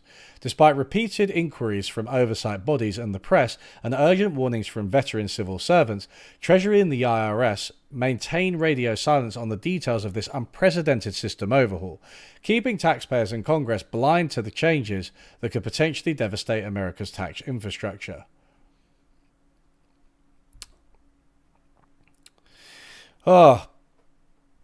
They're a good writer.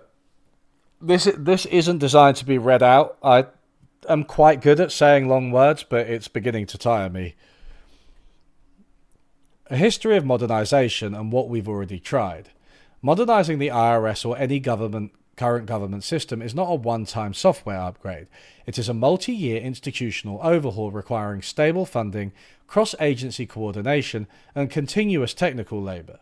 It also means maintaining dual systems for extended periods to ensure continuity for internal operations and taxpayer use, which is an expensive but necessary measure. What failed in the past wasn't the vision of modernization, but the refusal to consistently fund and maintain it. The Government Accountability Office, GAO, the Treasury Inspector General for Tax Administration, TIGTA, and the National Taxpayer Advocate, no abbreviation there, NTA, have all stated the same thing for years. The IRS cannot modernize without multi-year, predictable investments. GAO reports dating back to the early 2000s have flagged the absence of long-term funding as an impediment to the agency's modernization goals. The National Taxpayer Advocate has echoed this repeatedly, noting in the 2019 report that the IRS's business systems modernization program was delayed not by poor planning, but by the piecemeal and inconsistent nature of congressional appropriations. This is not a controversial opinion by any stretch. In fact, the private sector consistently emphasizes multi-year stable funding as a necessary condition for most projects, especially large-scale IT initiatives. There are many examples of multi-year stable funding being the prerequisite for success. JP Morgan invested over $12 billion every year for many years, resulting in the successful modernization of legacy systems and the development of the new digital banking platforms. The IRS's technology investment funding has seen many ups and downs since Congress's establishment of the Information Technology Investment Account, ITIA, in FY 1997. Where's FY? Is that a... What does that mean?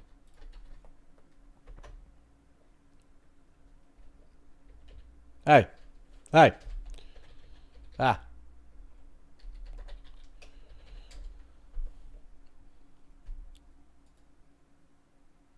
Oh God, this is going to be fun. Oh, fiscal year. Of course it's fiscal year.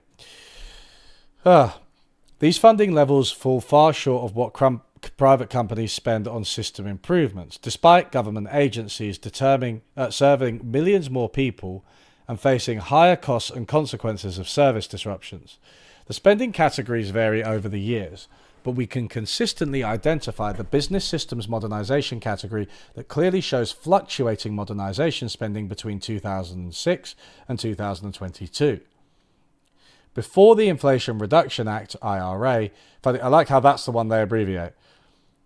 Funding in 2023, business system modernization spending peaked at $468 million in 2011 and reached its lowest point at $309 million in 2018. Following the IRA allocation, spending increased dramatically to $926 million in 2023 and $1.3 billion in 2024. For system modernization, not including direct file and certain other specific expenditures. Oh wow, so that was additional. Agency staff we interviewed recognized this need for stable, multi-year funding. Many expressed appreciation for the increased IRA spending and advocated for ways to maintain higher funding levels even after the IRA funds expire, noting that this influx had been instrumental in advancing several critical projects. Despite these challenges, and contrary to DOGE's positioning as pioneers in recognizing the IRS's technological leads, the reality is that the agency has been actively pursuing modernization for over 6 decades. As we said earlier, there have been mixed results, not because of government inertia, but because of political neglect and chronic underfunding. Beyond the funding and political challenges we discuss above, there is a fundamental misunderstanding about what IRS modernization entails, specifically which aspects need modernization, the best path forward, and which elements have already been acknowledged and are being addressed versus what new components DOGE is introducing. So, just to restate this and the previous article, a well-funded tax authority, first, is a great investment. It funds itself. Second, makes the process of paying taxes, also more broadly receiving benefits, interacting with the government, much more pleasant. And it allows you to pursue democratic goals like taxing the rich, which obviously is able to fund public services, reduces inequality, stops them from abusing their power, and so on.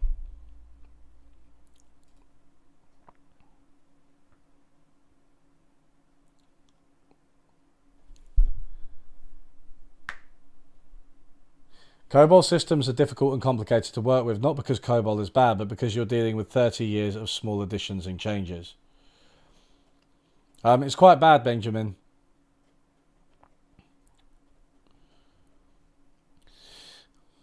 Okay, so what are they saying?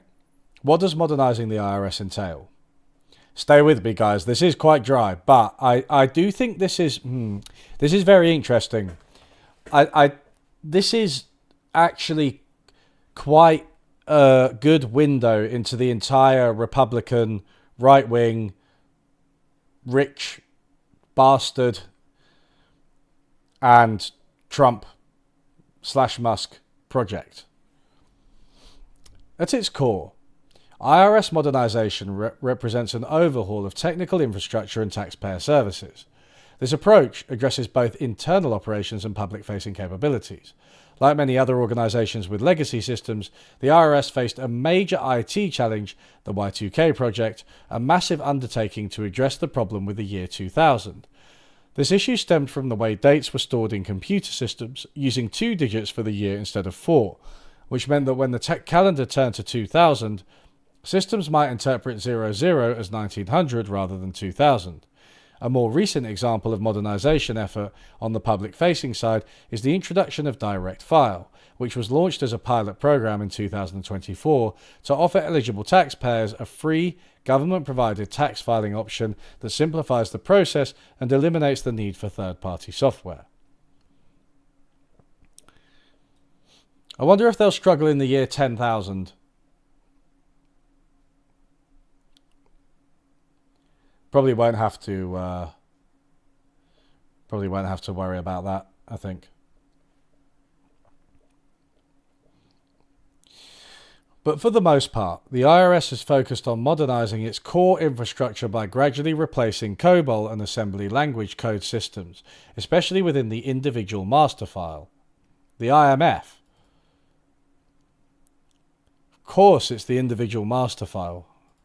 The IMF is the oldest operating database in the federal government, conceptualized in 1959 and developed in 1962 using assembly language and code and COBOL.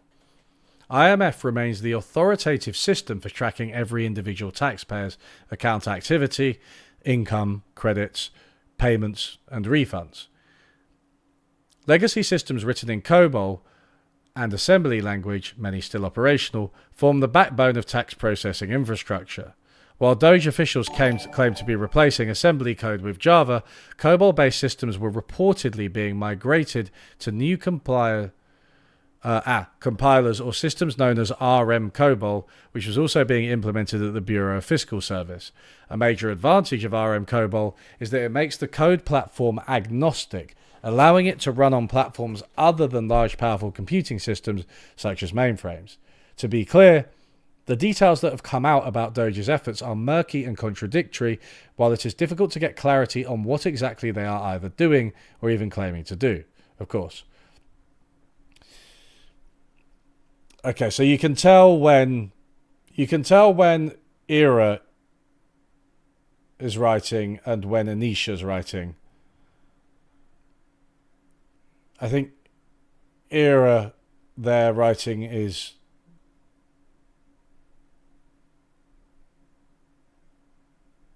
a little bit more technical.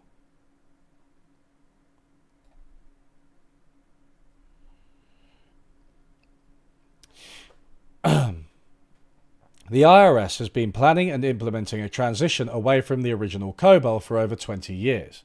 That initiative, known as the Customer Account Data Engine, was launched in 2000 to replace the IMF and deliver a faster, more flexible system that could support real-time processing. According to a 2024 Congressional Research Service report, CADE 1 ran into early trouble, delays, vendor issues, scope creep, and was shelved in 2009. Its successor, CADE 2, showed more promise but stalled, slowed by unstable funding and shifting political priorities.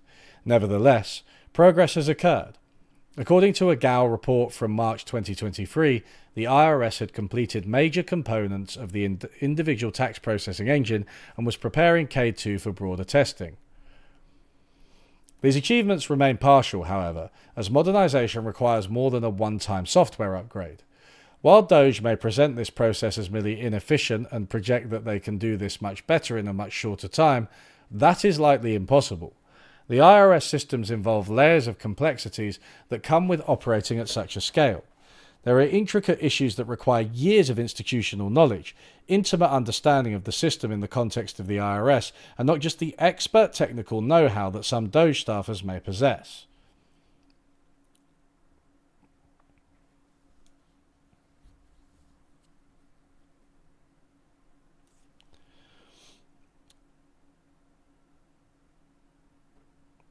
Yeah, so they've just come in, basically, Doge, and they've been like, they're like the management consultant, right? They're like, yeah, man, we're going to streamline this whole operation.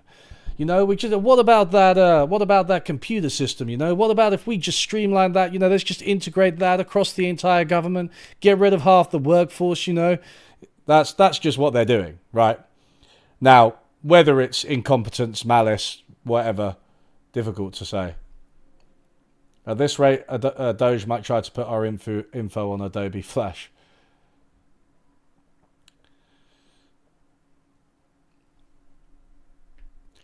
These software projects simply do not work when handled by external contractors. Yeah, Matsukato and Collington's good on that, right? The big con on the outsourcing of many state functions.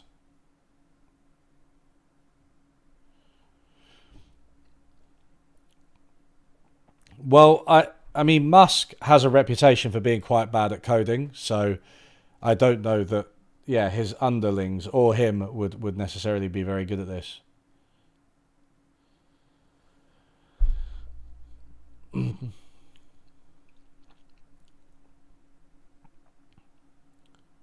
A good majority of them are 20-year-old Nazis, well, yes. As Nathan has covered in his previous reporting of on the Treasury payment system, the complexity of COBOL systems is widely misunderstood in general discord and within modern tech industries. He explains, the issue with understanding and grasping a COBOL system is not knowing COBOL as a programming language in the abstract. The issue is understanding the specific physical limitations of the system, the way that it interacts with the business logic of the code, and a million other contextual factors. This shows why contextual and institutional knowledge is crucial.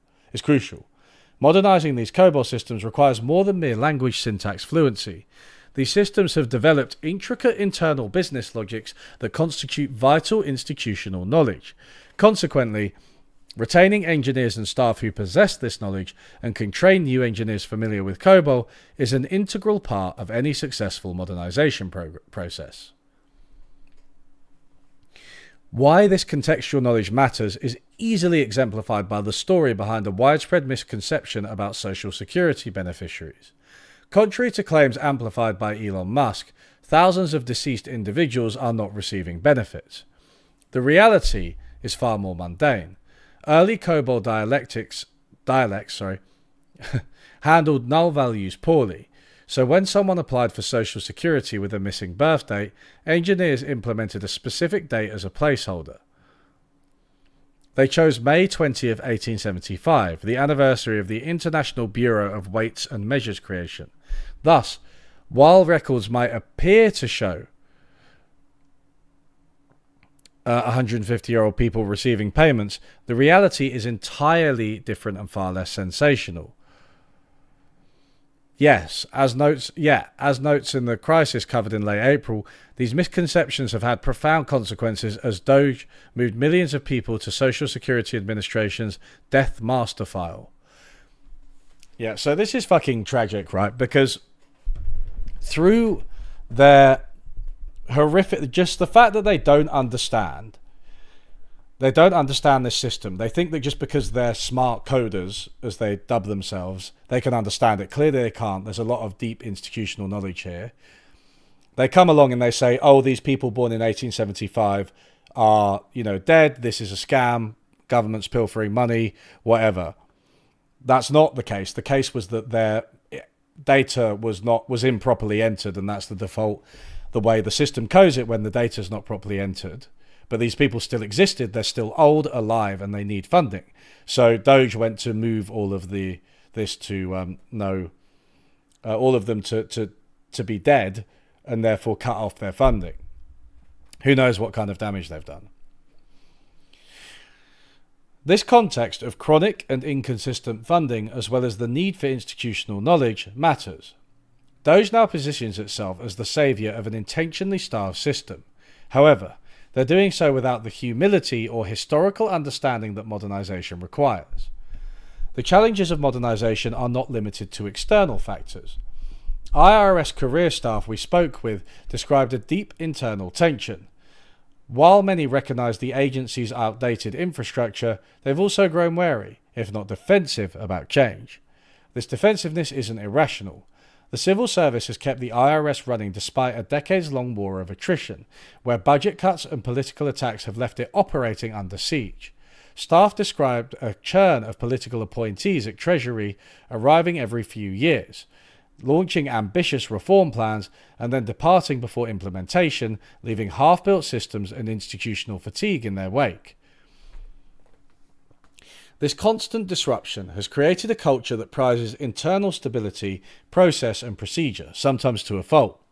As some staff acknowledged, parts of the agency have accumulated administrative bloat and redundancies over time, not because of modernization, but due to the uneven political targeting of different IRS functions.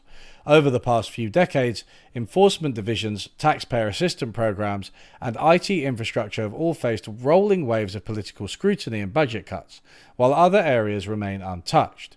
This has created a patchwork organizational structure, where some offices are understaffed while others carry redundant roles that once served as safeguards against chronic instability. So there is inefficiency in the IRS, it's just not one that they would recognize.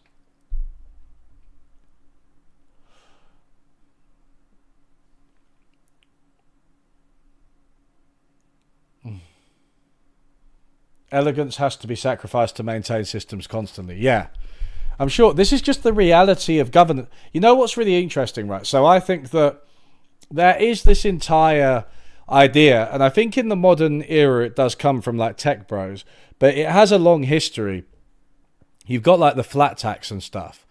I think that lots of people believe that you should fundamentally simplify and streamline government, and that there's like a kind of answer where there's very few employees, there's a really neat organizational structure, and like it happens with benefits, like people thinking you can replace everything with UBI. It happens with like I said, the flat tax, same rate on everyone, and it happens with stuff like this with Doge. And once you get into the functioning of government or any organization, you realize, whoa, this has evolved over a long period of time. People have used certain systems and set up certain things, and it's maybe not the way we would set it up now, but it's set as it is. It would be more costly to change it, right? And it's been done for a reason. And some of the complexity is so that the organization can actually function and achieve its goals.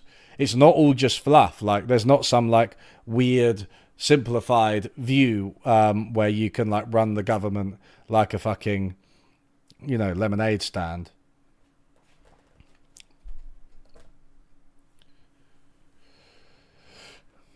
This is old and complicated and we should rewrite it equals this is too hard for me to understand. These fuckers, I mean, it mentioned humility, this article. I thought, some fucking humility would be excellent. It would be great if these tech bro morons could know how little they know, that they probably aren't even that good at tech and coding. They don't have any experience in government and politics. They simply do not know what they're doing. They're causing loads and loads of harm. They're fucking it up. They're not promoting government efficiency. They're not saving money. They're actually doing the opposite. And they are just horrible little Nazis who need to be fucked up one way or another. Through the vote is what I meant. This raises a deeper question. If the IRS is essential political infrastructure and central to the functioning of the entire fiscal state, should it be subject to annual political fights over appropriations at all? Modernization can't succeed if it remains hostage to short-term political cycles. What's needed is structural commitment, stable funding, institutional continuity, and governance mechanisms that treat the IRS not as a punching bag, but as core democratic infrastructure. Doge's narrative ignores decades of defunded effort, bureaucratic workarounds, and congressional gridlock, and pretends modernization failure was solely a product of technical incompetence rather than political constraint.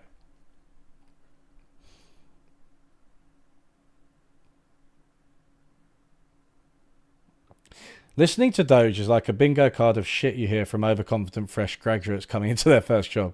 Yeah. It's like how they keep reinventing the train, but worse. Yeah.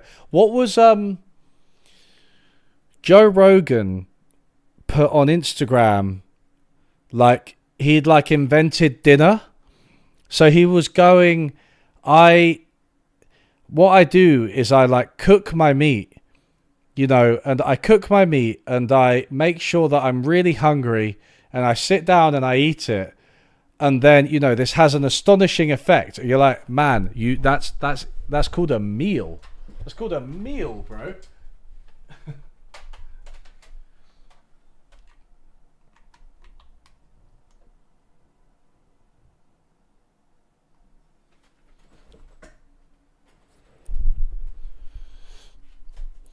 There's that, what is it, the XKCD one? Sorry, just fixing my lighting arrangements, if you'll forgive me.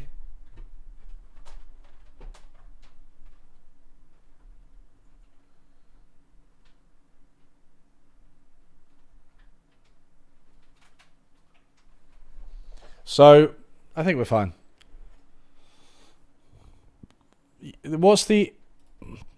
It's one of the most famous XKCDs, right?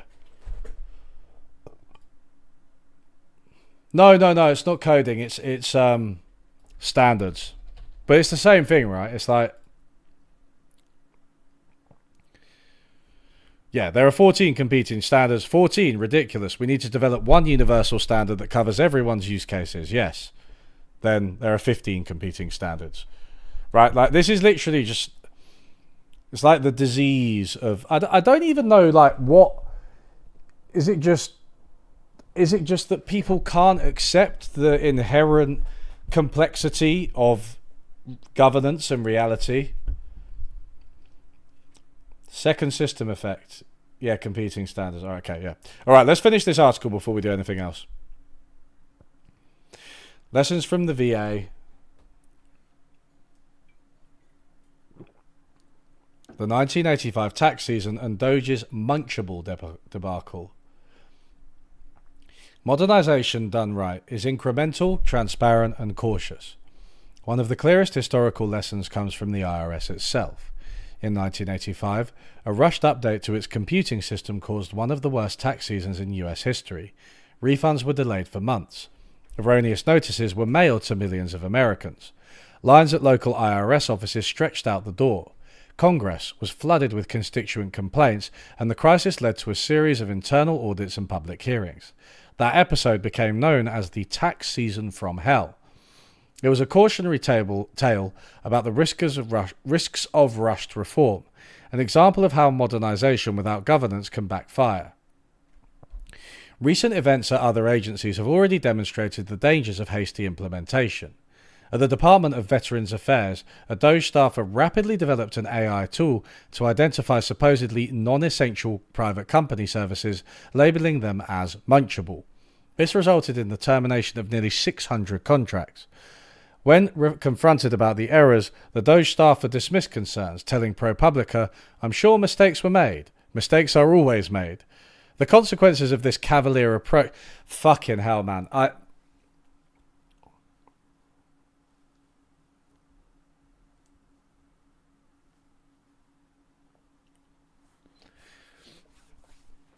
All I will say is that you're not allowed to incite violence on a public streaming platform. The consequences of this cavalier approach proved severe. Among the terminated contracts were truly essential services, including maintenance for a gene sequencing device crucial for cancer treatment research, blood sample analysis for VA research projects, and tools designed to enhance nursing care quality. All rubbish. We don't need it. Learn to code. With Doge's entrance into the IRS, the spectre of catastrophic system-wide failure certainly looms large. See, this is the fear. This is the fear. The cautionary tale of 1985 still haunts the IRS. Given today's exponentially more complex tax systems and transaction volumes, Doge's aggressive timeline and contempt for institutional knowledge could trigger a meltdown that makes 1985 look like a minor glitch. IRS staff we interviewed described the Munchable episode as a canary in the coal mine for what could happen if similar tools were unleashed on taxpayer data or IRS operations. Wait.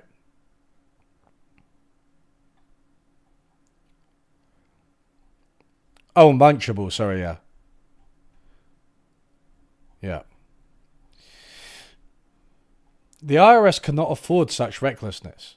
A single misstep in the system that processes refunds, verifies identity, or tracks withholding could delay paychecks, trigger false audits, or compromise vast swaths of sensitive personal data. Doge's insistence on speed and dismissal of internal IRS expertise doesn't just increase the risk of failure, it makes failure all but inevitable. Meanwhile, additional risks have emerged around Doge's broader digital ambitions. Multiple sources flagged Doge's parallel effort to develop a Mega API, a centralized interface intended to integrate IRS data with other federal databases. While framed as an efficiency tool, staff expressed alarm that it could enable cross-agency data sharing without adequate safeguards, including possible tracking of migrant populations, non-profit activity, and union operations. These concerns echo broader patterns in administrative surveillance, where modernization rhetoric has historically masked new capacities for control. There are also growing concerns from staff about undocumented system changes and the possible removal of legacy records, raising alarms about data governance, audit integrity, and long-term institutional continuity. Right, yeah, so if they don't know anything about anyone, they can't do their job right. Thus far, Doge has declined to respond to multiple Freedom of Information Act requests or provide detailed documentation of these efforts, citing national security and cybersecurity exemptions. As oversight bodies begin to take notice, the opacity itself has become a warning sign. Finally, while Doge insists their mission is public service, several technologists and policy staff we spoke with raised red flags about the expansion role of private contractors, especially high-profile firms like Palantir. Though not formally disclosed, reports suggest Palantir may be involved in early-stage back-end integration or pilot analysis projects. If true, this marks a significant shift in how IRS data is governed and who has access to the informational backbone of the American tax system. Oh, fuck.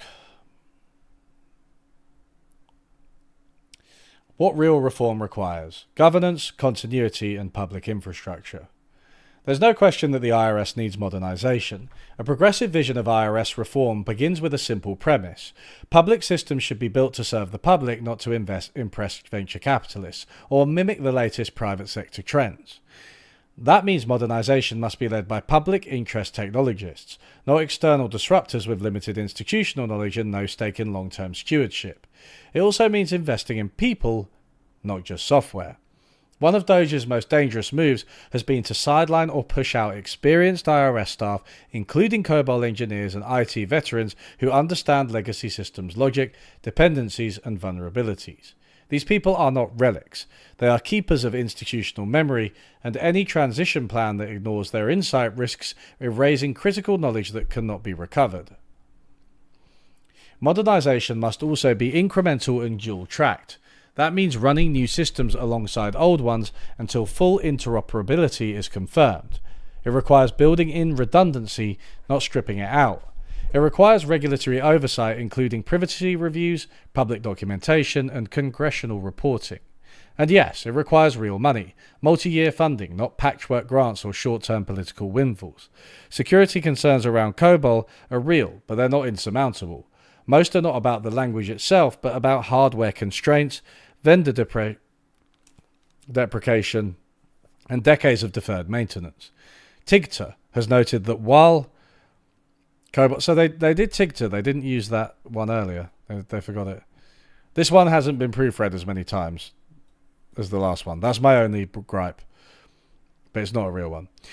TIGTA has noted that while COBOL systems present challenges, many vulnerabilities stem from funding shortfalls for patching and hardware upgrades, not the language itself. These are problems of political will, not just code architecture. So, as far as I understand this article, it's basically saying all of the old systems are there for a reason. The old employees who understand them are there for a reason. They do need to be changed, but that has to be done carefully and incrementally, and it was happening, and it will happen with proper, sustained funding, but Doge is not providing that. It's just trying to move fast and break things while really not understanding anything about this organization or the coding languages that it uses, and fuck Doge.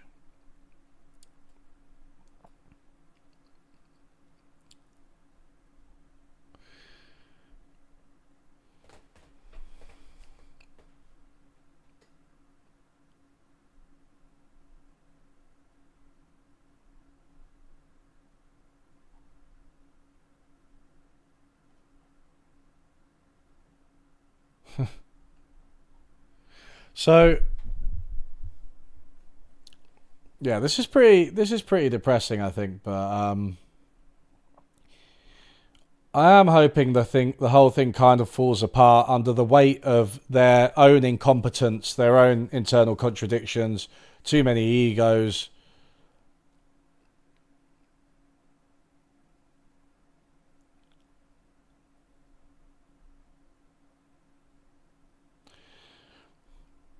However, they've done a lot of damage.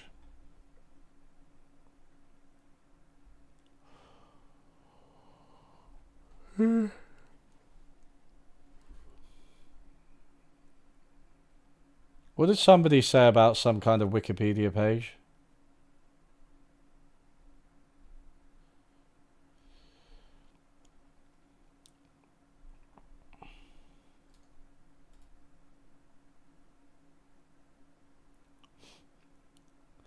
Do I think this new wave of conservatism will die with Trump? Well, J.D. Vance is the obvious successor. But I do think, yeah, like without Trump, it's quite difficult. He does mobilize a base that I don't think even Republicans have done for a while.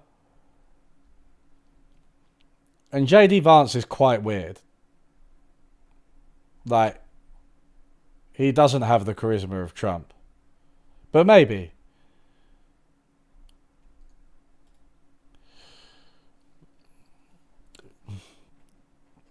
Mate, I hate the freedom of anyone who works for Doge. I want to restrict it.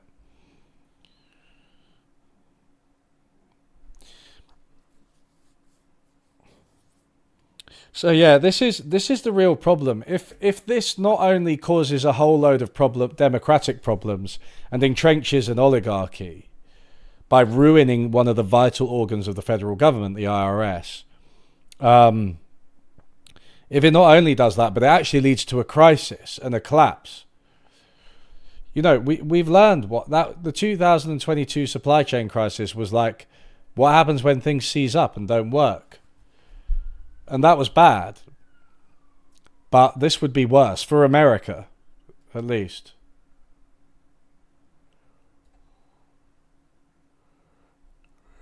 But look, I don't think Biden and Harris really trumpeted how much great stuff they'd done in this area with the administrative state, but also with taxes, because they really had recovered loads of owed money from the very rich. They really had boosted the average citizen's interaction with the IRS. They allowed it to engage in projects. They allowed it to expand and work properly. But it was very short-lived.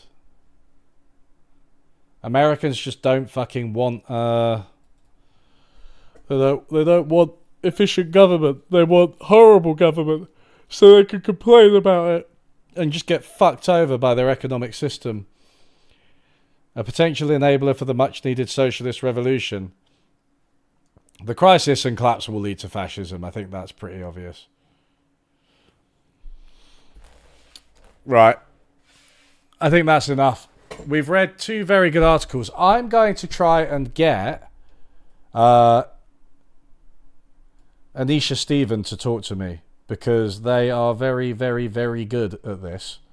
And I'm so happy Nathan Tankus has got employees and an organisation now, and they're putting out loads of stuff. Not just by him, but stuff that's, you know, the same genre and just as good, really.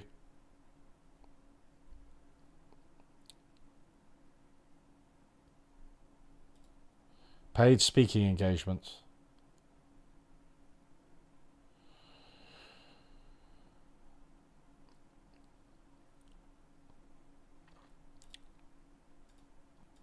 Maybe I should release it saying I'm available for paid speaking arrangements. Anyway, all right, that's enough. Everyone, have a good Treasury payments crisis. I'll see you all on, well, Friday if you join the live channel.